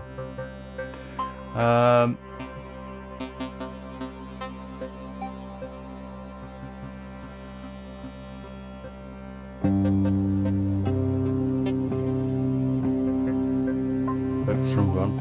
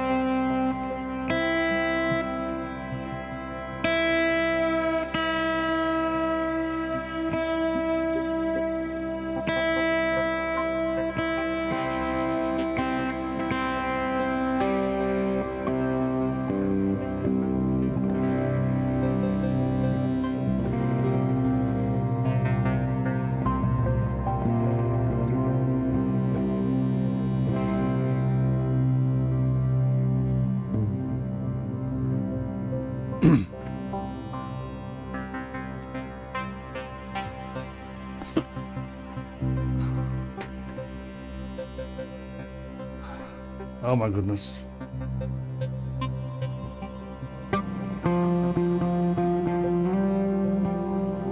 Let's turn this down a bit.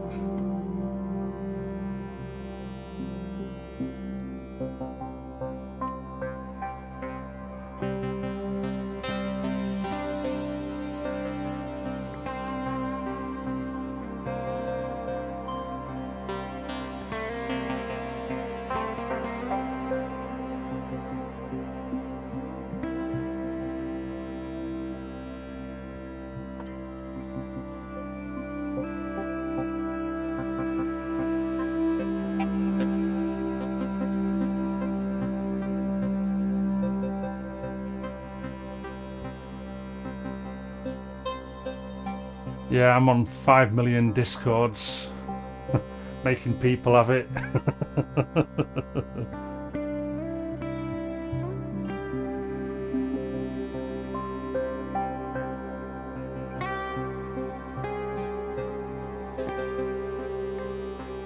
Oh! Government Yard. Hello. Not seen it. Is it? Are you from Twitter as well?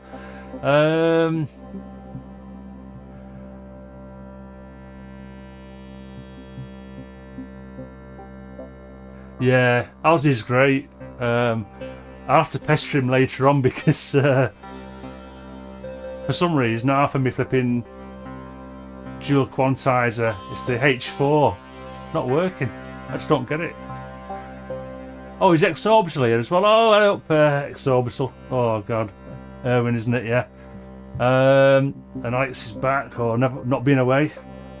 So, yeah, thanks for tuning in, guys. That must mean I've got 19 viewing. Wow, I'm up to my record. Excellent.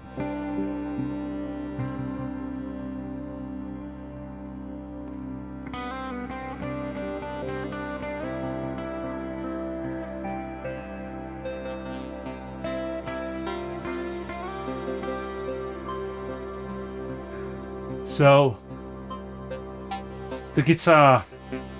Oh yeah, okay, yeah. I'm assuming you're on Mod Wiggler as well. I've not been there for a bit, to be honest. I generally only go to Mod Wiggler if I'm having a problem with my distings. Yeah, right, okay. Yeah, I suppose.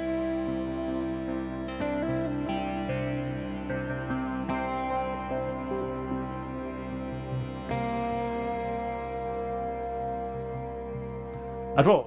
Yeah. Why is it dropping off so much? I don't want it to drop to 0 volume, because I'll just lose my timing, which is bad enough as it is. Anyway.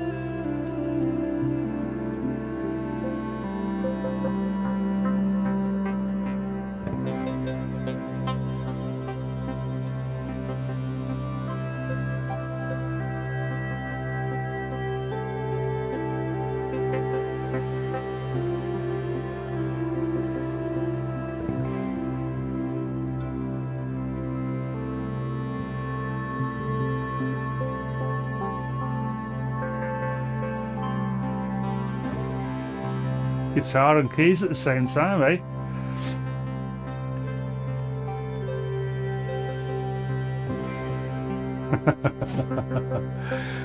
Hey up, Rip.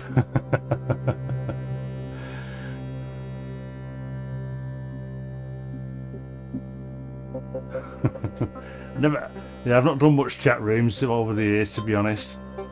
Usually forums. Since around 2000. Yeah.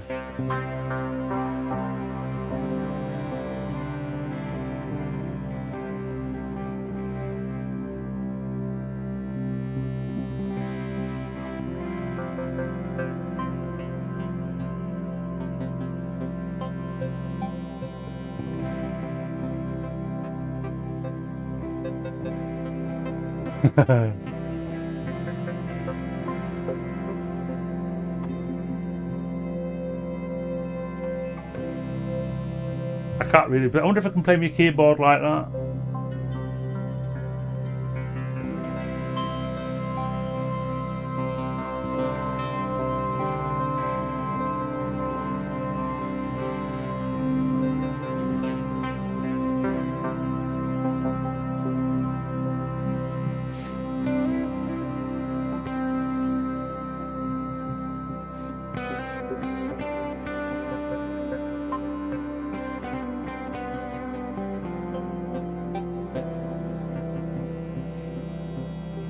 Yeah. Oh, did you go on Kent's pub as well then? I've not seen you on there.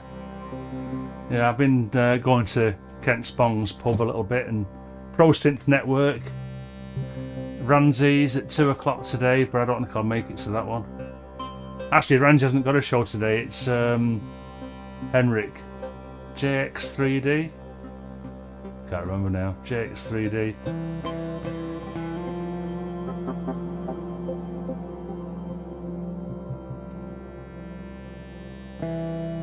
So I tell you what, let's bypass the sequencer, eh?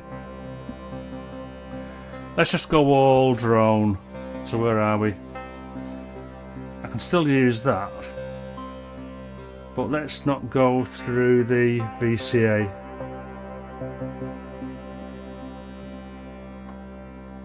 Yeah. So we don't need all that lot. Whoops. Hold on. So where am I? I'll still put it through the wasp. So I want to come out of the wasp directly into here, don't I?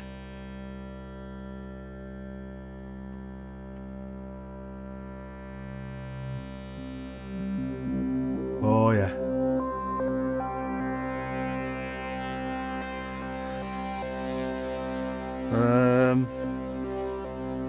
So where else have we got pitch going to for that? Oh, of course, yeah.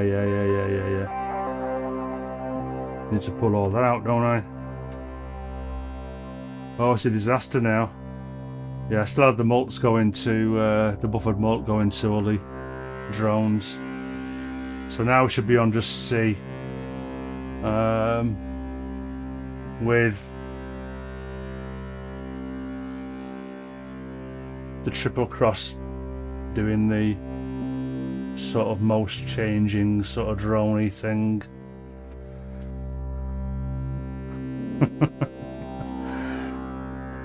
Bass pedals.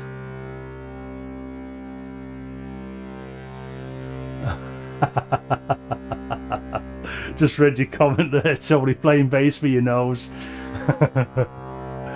Yeah, you run out of limbs, don't you? Well, I wouldn't. I can only use my hands, really. I have tried drumming, actually, but...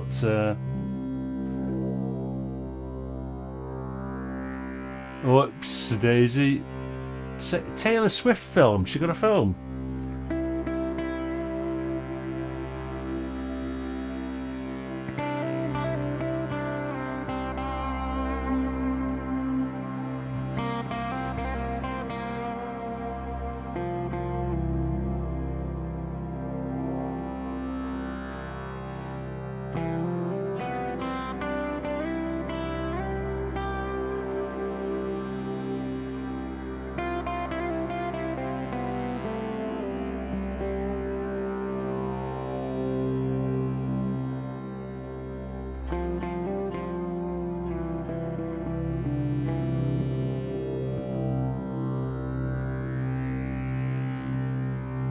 And that's the beauty of the drone, isn't it? I haven't got to worry about playing to time.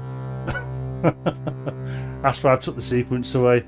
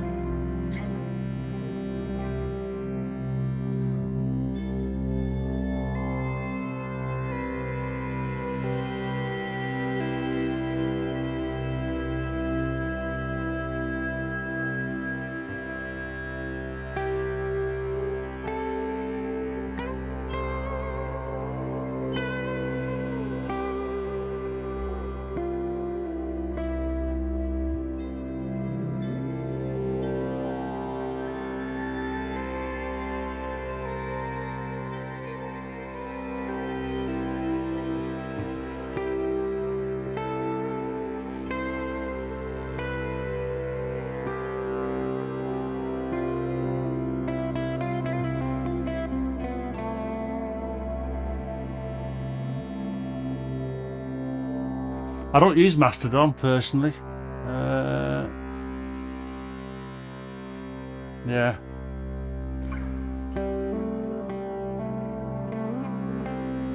I got an invite to that Blue Sky. Is it Blue Sky? So I'm on Blue Sky, but I've not used it. In fact, I can't remember the last time I went on it.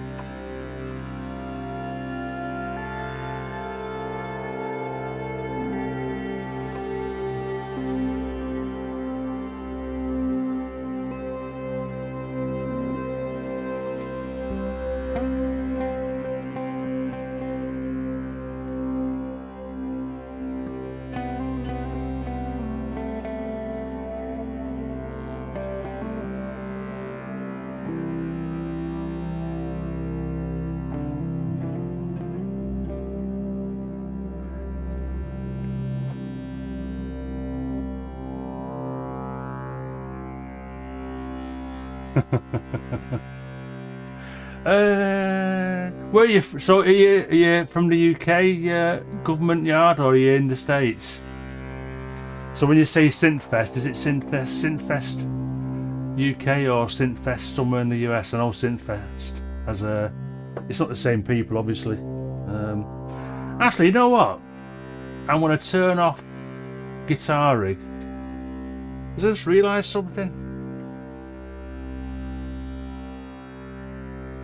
I've got a guitar pedal, but I need to plug it in. So bear with us.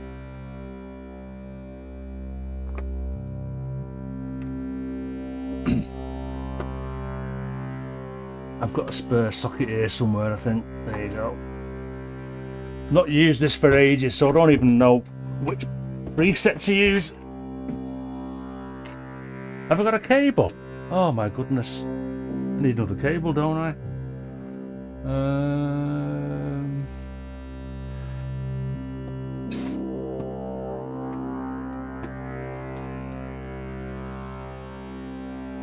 I need another mono cable.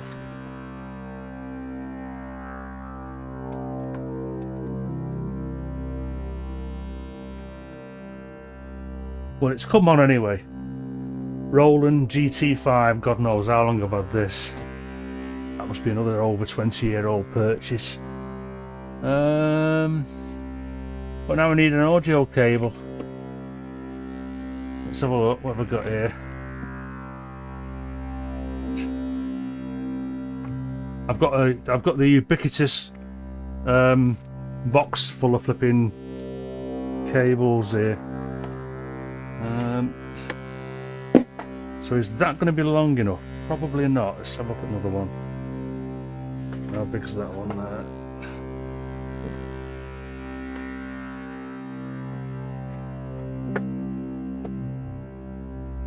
Oh, that's the same. So let's see if I can just put the pedal closer to the audio interface.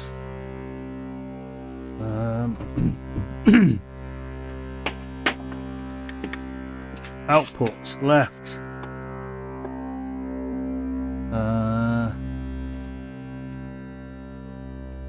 Oh, now there's a thing.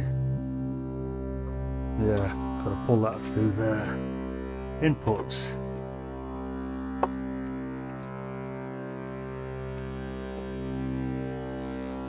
Oops, daisy, now I'm all tangled up with flipping cables. Oh, hi, Hayes.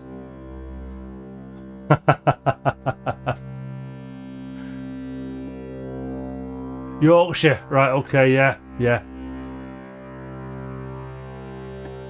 Great stuff.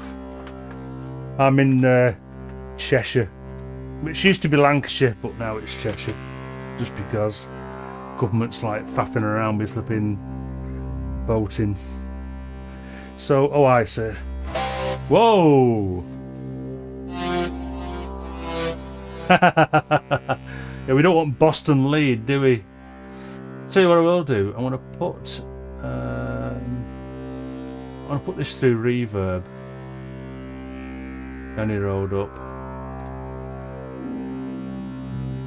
Let's try and find a decent ambient-ish sort of patch.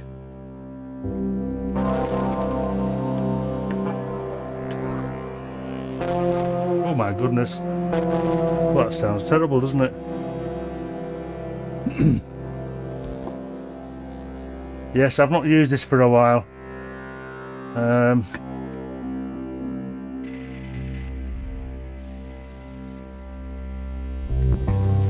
Oh my goodness, that's terrible, isn't it?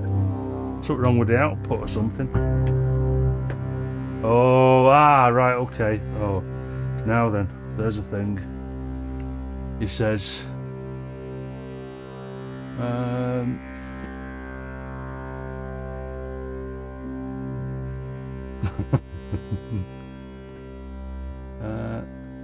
Cheshire Cat, yeah. I need to. Do you know what? What should I do here now? Instead of going into wonder if I go into another one of these inputs here down the bottom. Just to save me, I can leave my guitar input as it is then. So let's have a go at, which one's this? JP8000-ish. So let's try that one. It's basically overloading. Just because of my octave capture settings. So I need to set this then to JP8000 instead.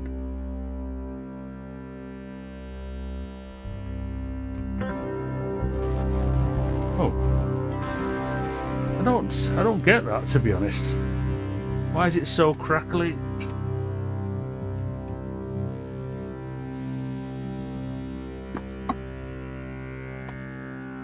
Could the GT5 be going in the bin?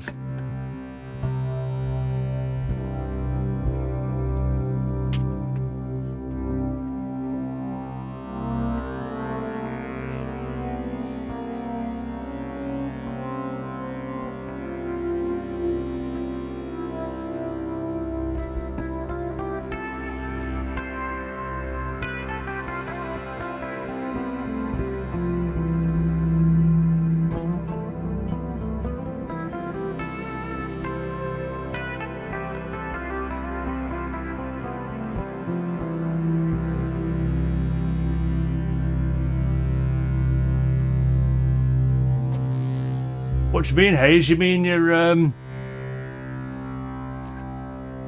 oh, your lamp. I'm watching. Yeah, it's okay. Levitation in Whitby, November for me. Yeah, Runcorn. Well, yeah, I'm from Warrington, so I know. I don't know him personally, but yeah, I know where he was getting his name from. Runcorn and Warrington Newtown Development or something like that, isn't it? And Polypore, yeah. I bought Polypore's latest album.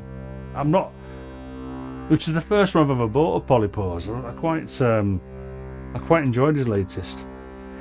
So that's a bit. So yeah, I've got my GT. So you know what? I am now not using any software. So I've got to Reaper there. So everything is hardware. It's 12:09 Hayes. So yeah, and in Europe it'll be like 1 o'clock. On 1 o'clock.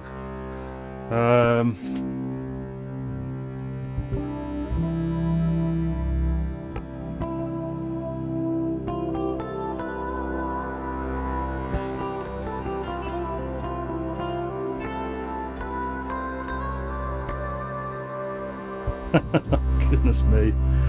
It makes a change, doesn't it? I've got my Boss GT5 out for a change. Give it a bit of an airing.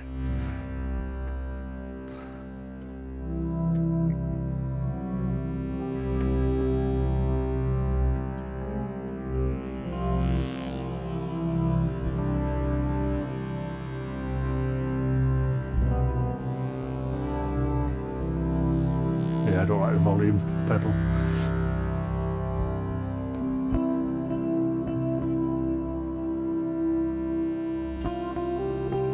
It's a bit too twangy, that, for me.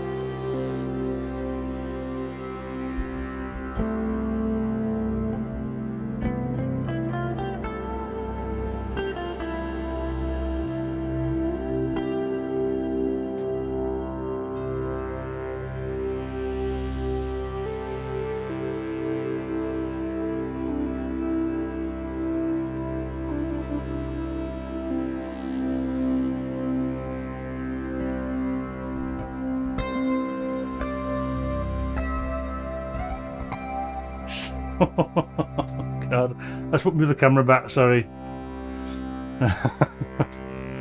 Not that you need to see me hitting duck notes and struggling. Actually, I need to change the guitar strings. Got a bit rusty. Which is weird because I changed them back in 2019.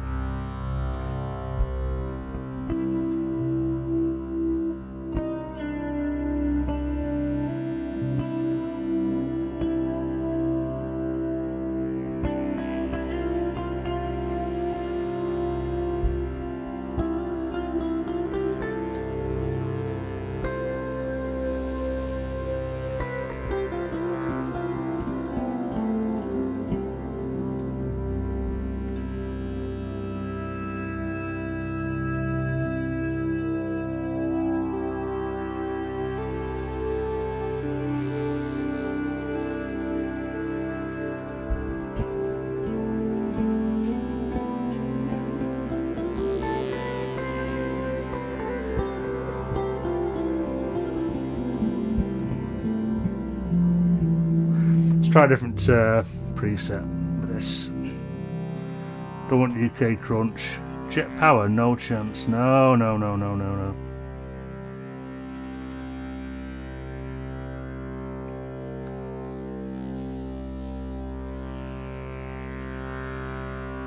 Probably should have written something down. Use this preset. Clean lead, this is called. See what that does. Oh my goodness.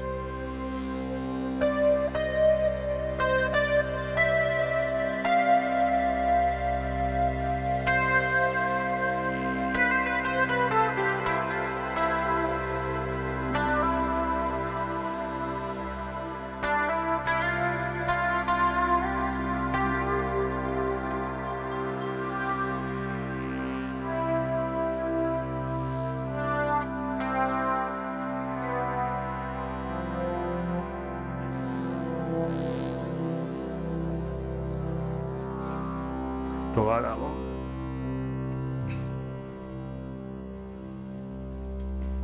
Carlos lead. Oh my goodness, no.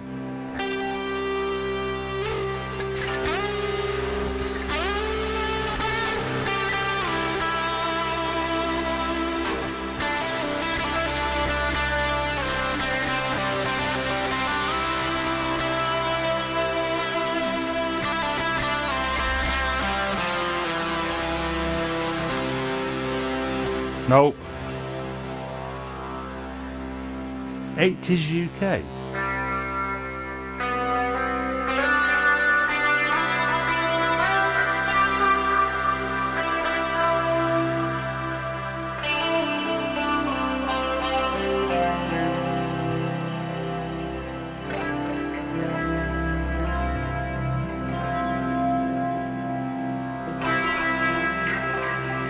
Nah.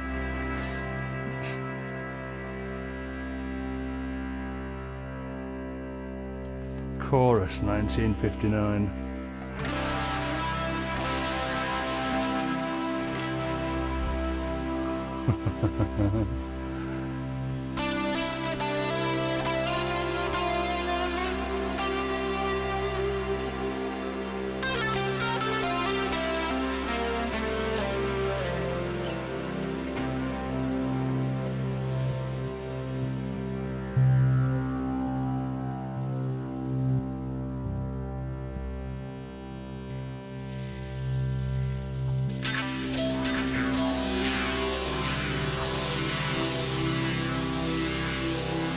Hey, Kaz.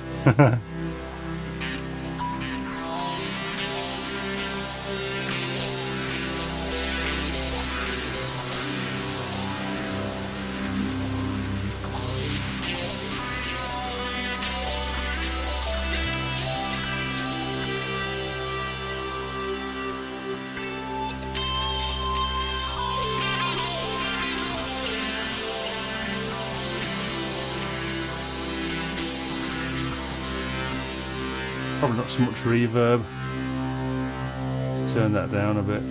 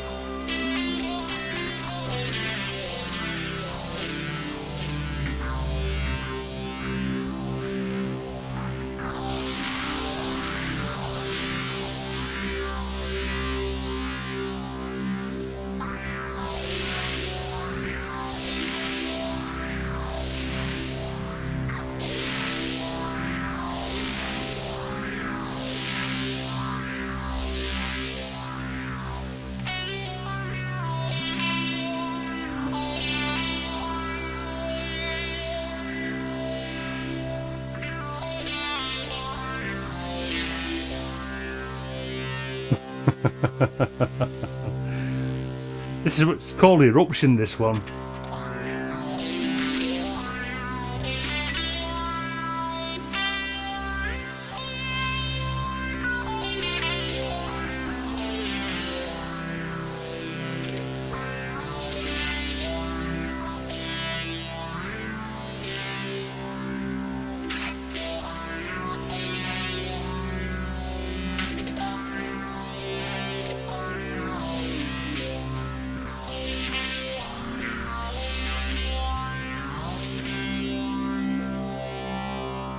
Try something else.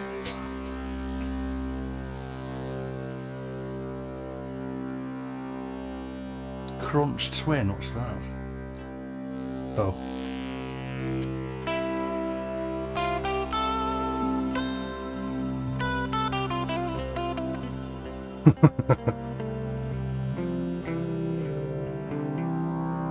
Yeah, presets, yeah. It's a... not you can see it from the... What do we on the other camera? Let's have a look. Oh no, you can't see it. It's a Boss GT5. Is that what you're on about, Hayes? There you go. Boss GT5 coming into the picture. Yeah.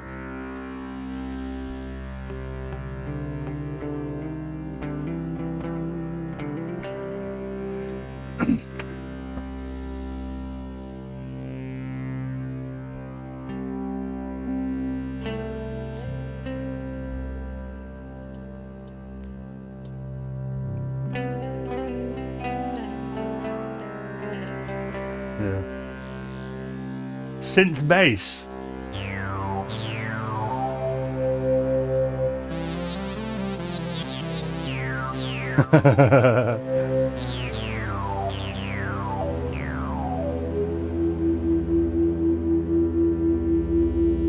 Yeah, fuzz and distortion are two different things, aren't they, Hayes?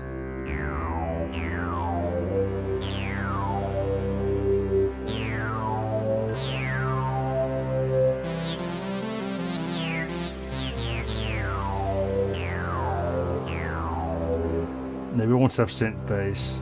Mod echo.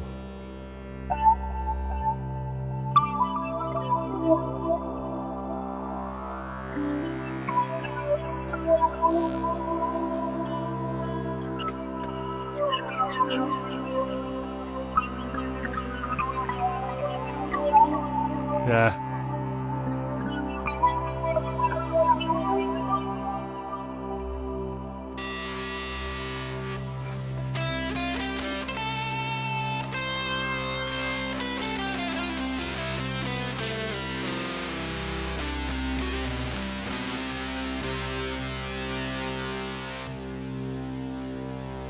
Blues lead.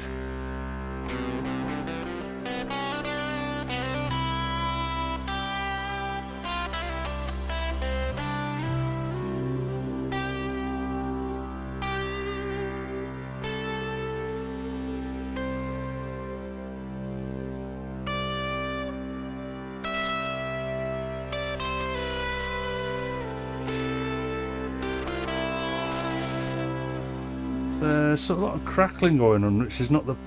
it's not right, that. I think perhaps the pedal's on the way out.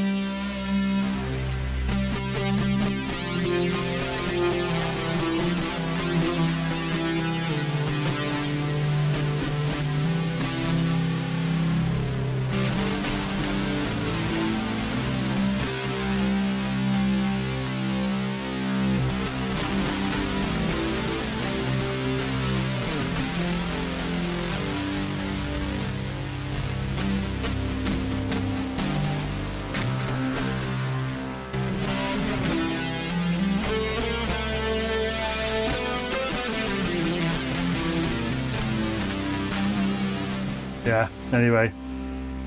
Black panel, what could that mean? Oh, that's nice, isn't it?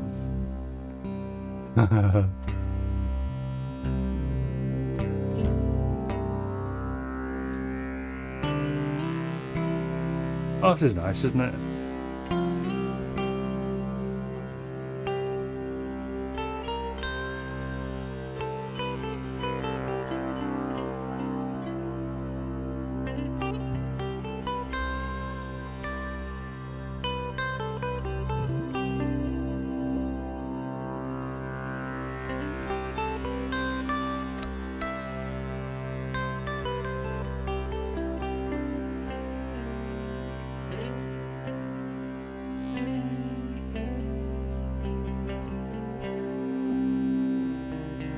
Oops.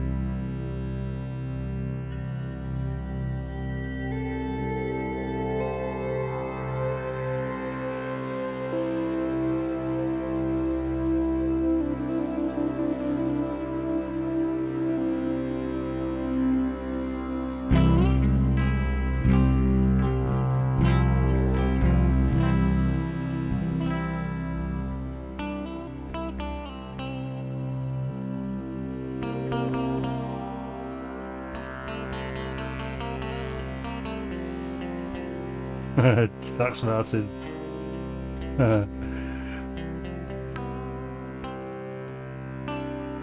Making it up as I go along, as always.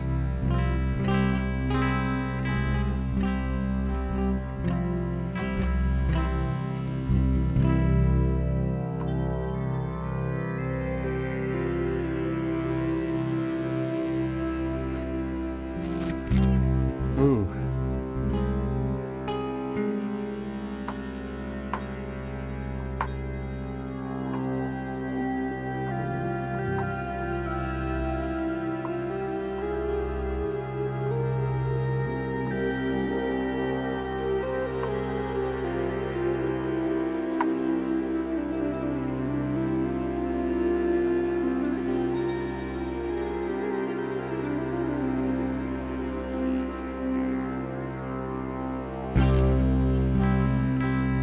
What's that crackly noise?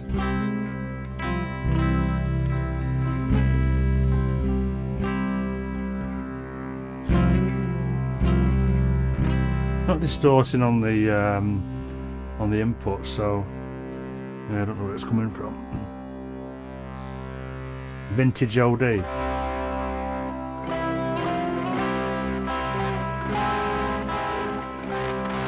Oh, yeah, there's something wrong with that, isn't there?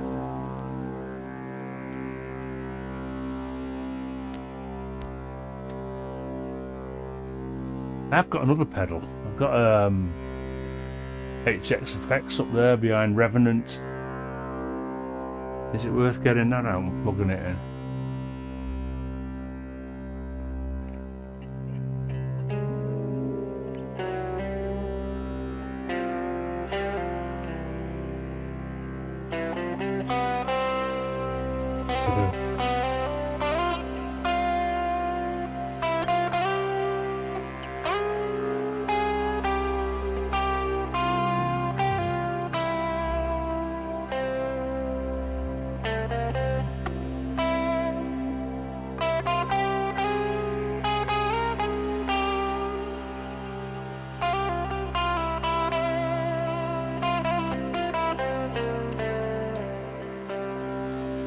Should we try the other pedal? It's oh.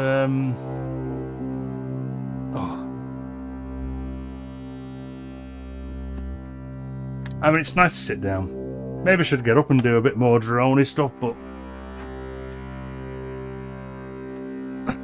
this pedal is doing me head in.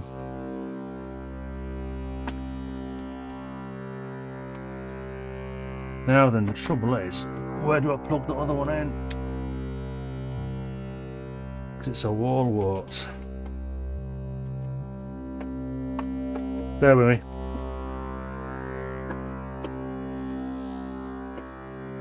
So you've got to go to the menders because there's something wrong with you somewhere. Right.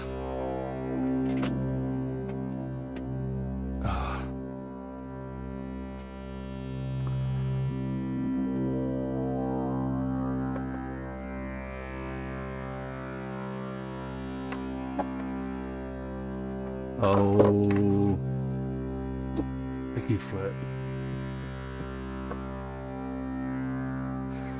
So this is a newer pedal. I say newer, I've had it again for about 5, 6 or more, probably 10 years. In fact, Dawson's was still in town when I got this. So yeah, I bought one of my last purchases from Dawson's. HX effects.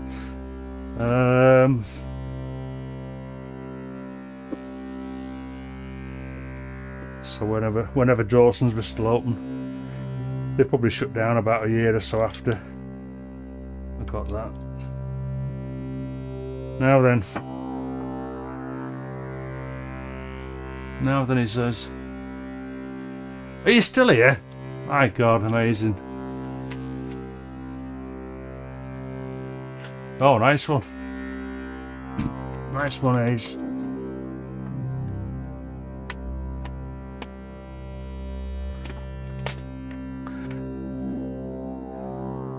In fact, you need to look up Hayes Anderson on the tube because he does some amazing. He's got a load of effects and stuff in play on his channel. Now then, so input left mono, output. Where are you? Getting all tangled up here. I'll tell you what. I hope this is worth it.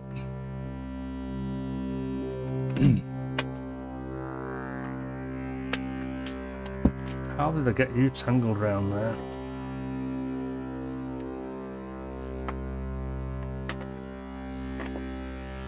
Right, so you go over there. That's it. You go in there. Power on. output, input.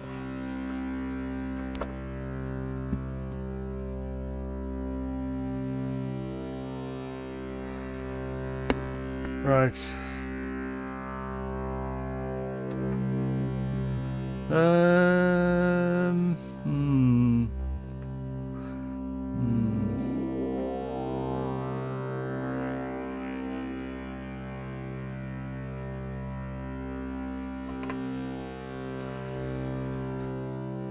God knows what these are. I've got a couple of my own presets in this, so I don't know, maybe it's already a reasonable sound, but we'll see.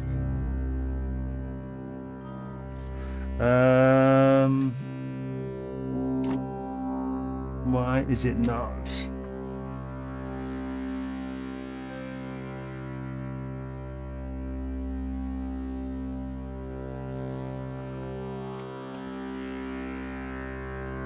Left. Wallet. Saturday. Bad day.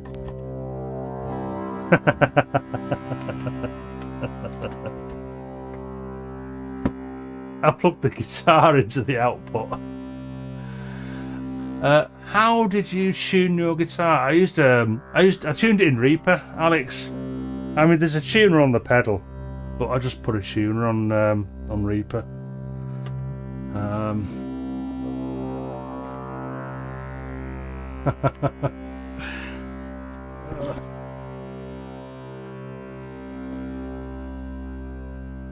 Okay, all right then. Come on, for goodness sake.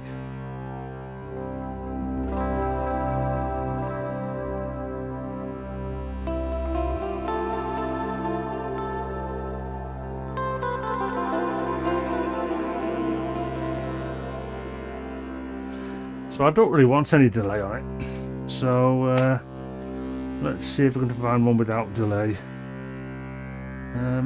How do you even work this thing now? Go to...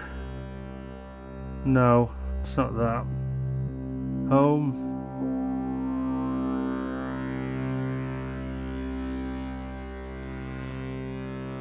So where do I find user presets? There we go.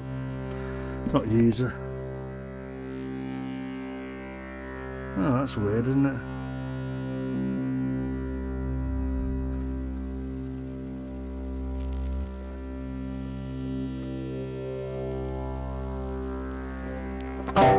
Oh. Oh my goodness.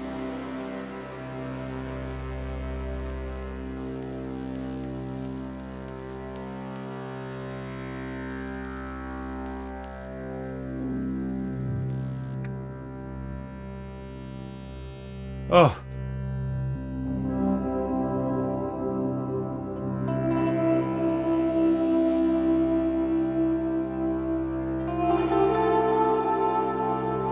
Oh yeah. Of course, some of these were saved when I was using this as a send effect.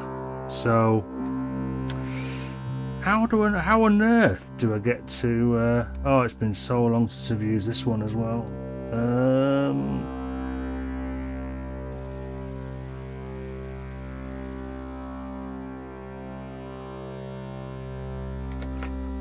Do I try and do another one? I'm gonna give up with this soon, I think, because it has been a long time since I used this. It's an open string tuning, sorry, yes. Sorry, oh, I see what you mean now. Yeah, okay, sorry about that. Yeah, so it's C, so going from top to bottom, it's E, and then C, G, C, G, C. So it's basically an open C tuning.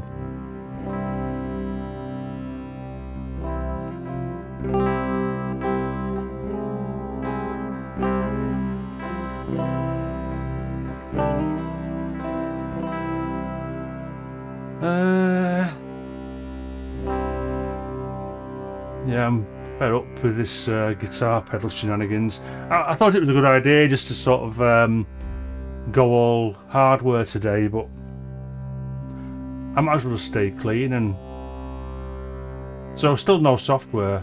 I've not got Guitar rig open now. I've just deleted that before.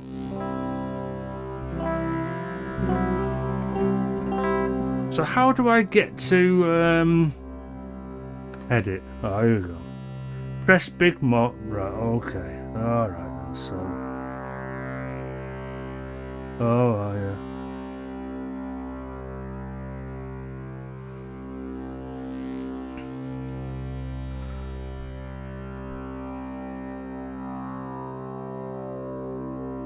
I've got no idea.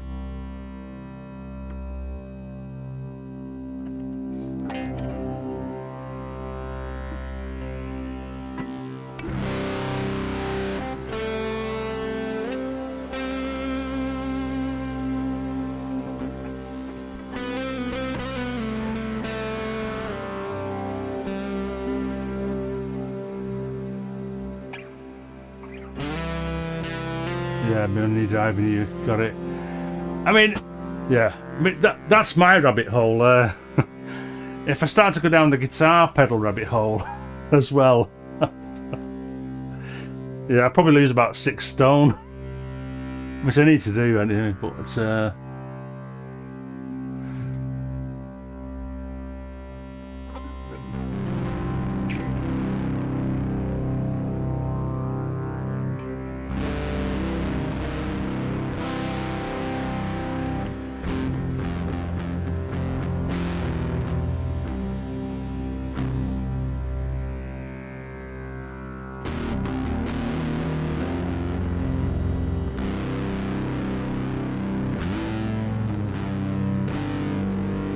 yeah, so the tuning with this, it's obviously it's like power chords, isn't it? So you've got it's a C and a G, so it's a fifth apart.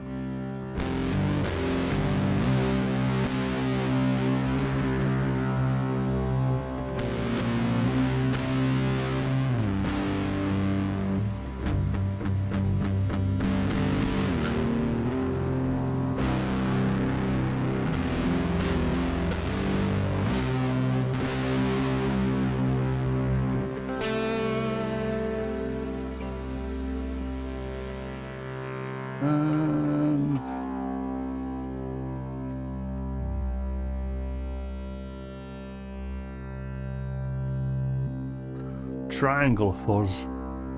What's that?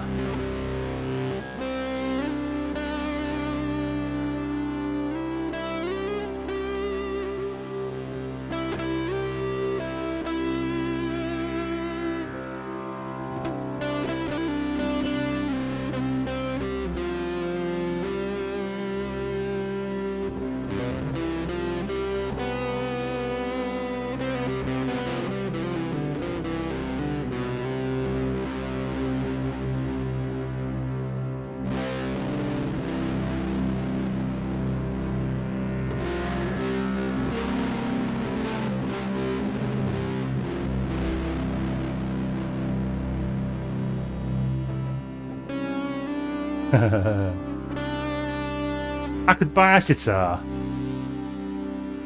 but it would just sit there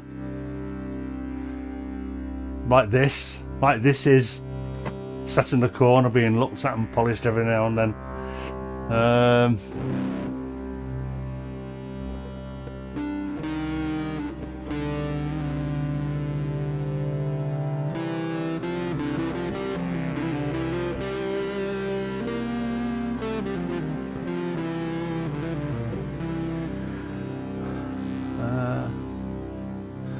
Have you always... Yeah. PRS. Well, yeah. How did I choose this PRS? Well, one day, where were we now? We were out somewhere or another as a family, and I just made my mind up to go and look at some guitars. So my missus is like, all right, okay, well, you go then. And James came with me, my eldest lad. We went to a place in Ormskirk. They might still be there as far as I know. He specialises in PRS. So it was an impulse buy, really, because I kind of knew that I wanted a PRS because I'm a Steve Wilson fan, and I know he plays PRS, or he used to. I don't think he does so much now, to be honest, but he used to play a lot of PRS way back, and a couple of other guys do. PRS is like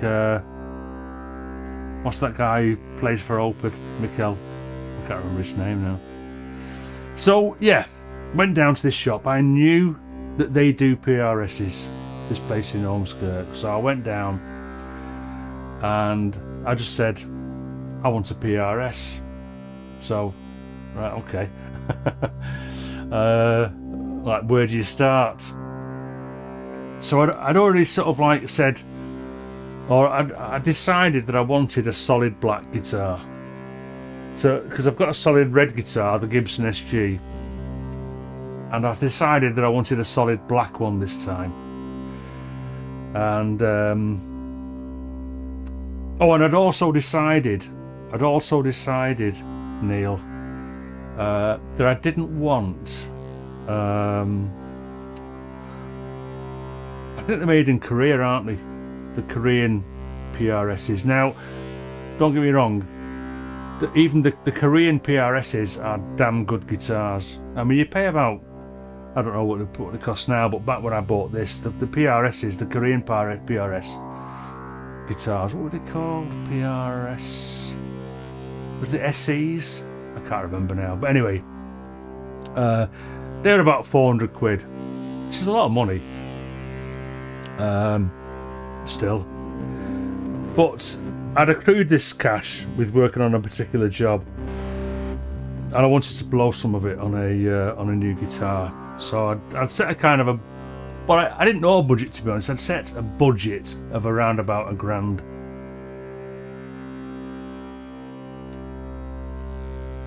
But then when I get down to the shop, so I said to the guy, I want a solid black, real, proper PRS, not the SE. And then he said, well, what do you want a solid black one for? Have a look at this. And he brought this out. So it's a quilted top, whereas the other one is a Fireburst, where it's like straight lines sort of thing. This is a quilted, I think it's a quilted top. And I looked at it and I just thought, yeah, that does look absolutely gorgeous. The back, just solid back at the back, black at the back, but yeah, whatever. And he said, okay, well, do you want to play it? And I thought, what do I want to play it for? I said, look, I can't. I'm not very good at playing guitar. I said, I don't know anything about tones and stuff like that. So, I mean, I'll have a go, but... And to be honest, in fairness, it is good to pick up a guitar, even if you can't play guitar very well. Just pick it up and have a feel for what the action is, you know, how high the strings are off the frets and stuff, and how that fits into your skill at the time.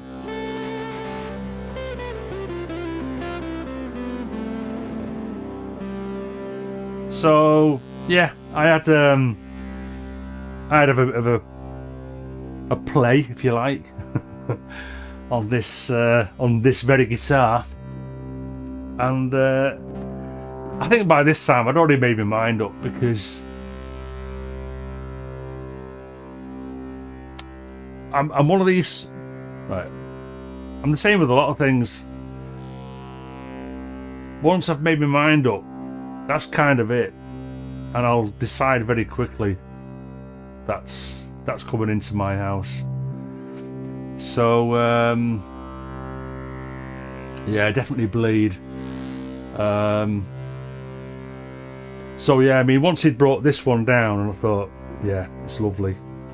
It's the standard, sort of pretty much a standard PRS shape. They do other shapes, pickups, I didn't know much about the pickups, but basically you've got the I think what I've now come to learn is a classic is it the something 08 5708. So it's a 5708. Is it a humbucker? Anyway, honest to God, I am absolutely useless with guitars. But it's a standard. It's a pretty much standard. It's one of those standard pickups as the bridge pickup, and then the other two pickups. Oh, sorry, but all right. With this pickup, the bridge pickup. Let's how do we turn this off? That's clean. Yeah. Let's turn the drone off.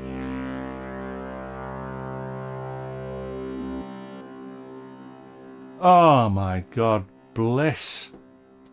Let's have some water. Thank God that's turned off. Why didn't you tell me it was too loud?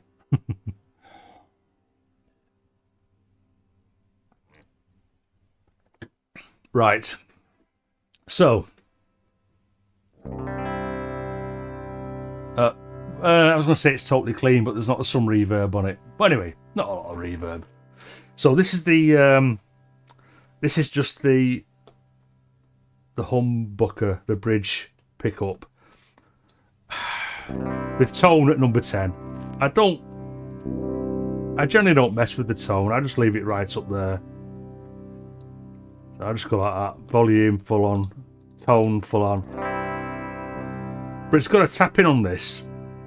So I don't know whether you can see this, the tone pot. And it's not one of these, right? Okay, so I should explain. All pickups go through the same volume and tone. So yeah, you haven't got individual volumes or tones. Some guitars will have a volume and tone for each pickup. I think my SG has got two pickups, got two volumes and two tones. This has only got one volume and one tone. But on the bridge pickup, if you pull up the tone knob, it's got a tap in on the pickup, so you get like a slightly thinner. What's the word for it? I hate using words like fuller. I don't know, warm, full. I don't know what they mean, but you can tell, you can hear the difference in the tone. Yeah.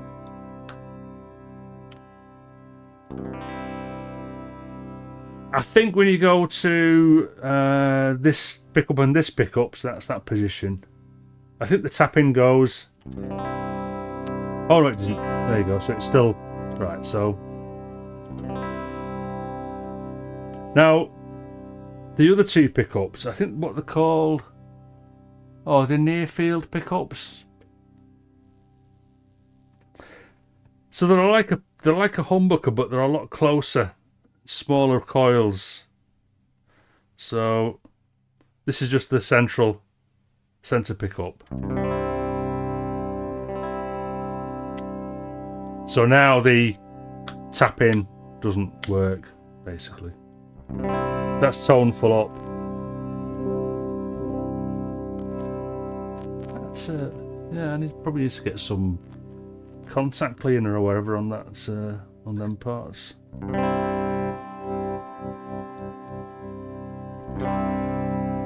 And then that's the neck pickup.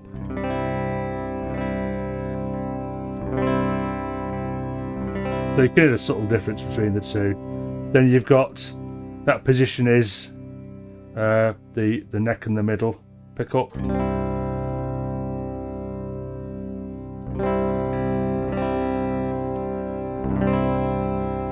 And then you've got middle and bridge. So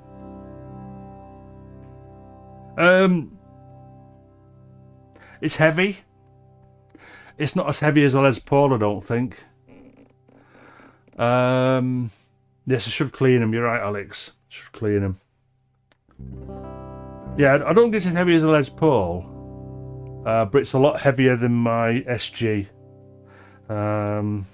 But I've never gigged with this. The SG is gigged, but I've not gigged with this one because I'd partied with the band before I got this.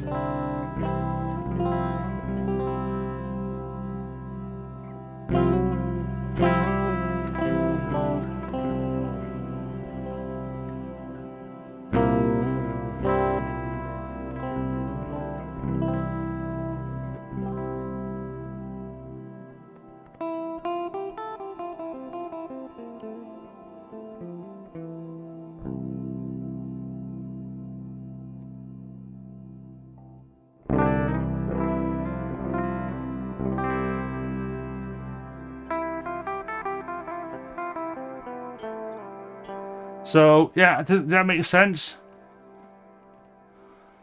Yeah, okay. I mean, it's, you know, yeah. Honest mate. Yeah. Andy, I'm going to the guitar shop. Can you come with me and help me to buy the guitar? Yeah, okay, Neil. Yeah. Right, okay. What about this one? Yeah, get that. This. No, I'm. Because I mean, technically, I'm not. I'm not that well technical at all, really. Yeah. So, I mean, I would say. So why did I get this? It was bloody expensive, but it wasn't the money I was thinking about. It was more than I wanted to pay originally. But I thought, sod it. It's a lovely piece of art. And it sounds nice, and maybe I should learn to play it properly, which I never did, to be honest. But my segs have gone now. Me hardened skin, you can see.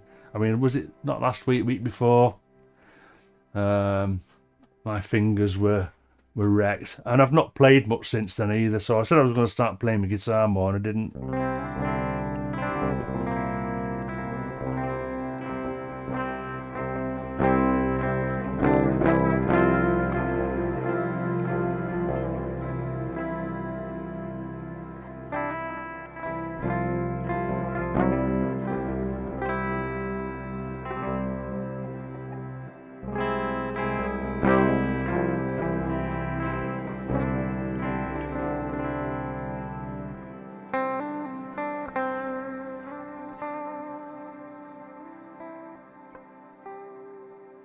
Should bring that drone back in, but a bit quieter. Let's turn these knobs down. No, I should. What time is it now? It's 1 o'clock, isn't it? Yeah. Well, and you've done the right thing, really. You just set your budget, and set your budget. Probably do a little bit of research first. Would I buy a guitar online?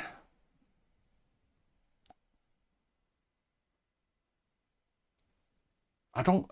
Do you know? I don't think I would. And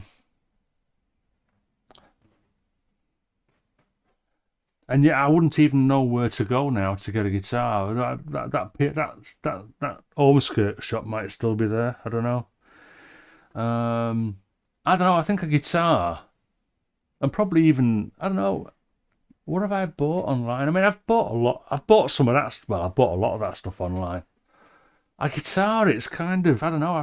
I think I want to go and see it, and pick it up, stick it down my neck, see how it feels. Even though I don't play guitar very well, I do have some idea of what I want in terms of, you know, weight and how it is the neck, all that sort of stuff.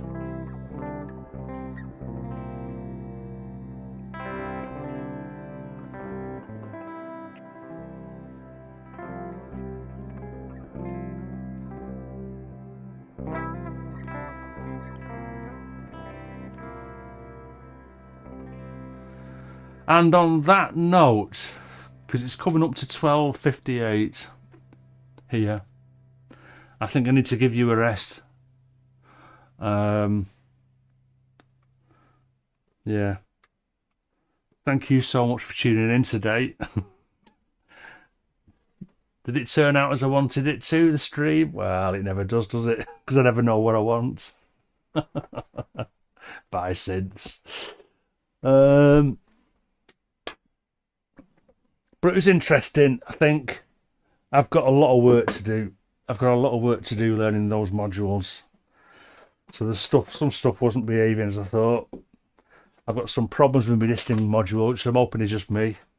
I didn't get to show you that. But it's far too boring anyway. I just need to have a word with Oz. Yeah. So, yeah, thank you very much. We've got Neil, Will, Kaz, Luke, Davy, Alex, Klaus, Hayes, Martin. Will, I've already said Will, I think. Rip. Come on, who's here? Alex, I think I've said Alex. The new guys that streamed, that come watch me stream from X or wherever, Twitter. Yeah. Another. I mean, the stream was great because you lot came. That's the main thing, isn't it? My part. Yeah, Government Yard. Thank you very much for staying as well. Do appreciate it. And I'm going to hit the outro screen. Thank you very much.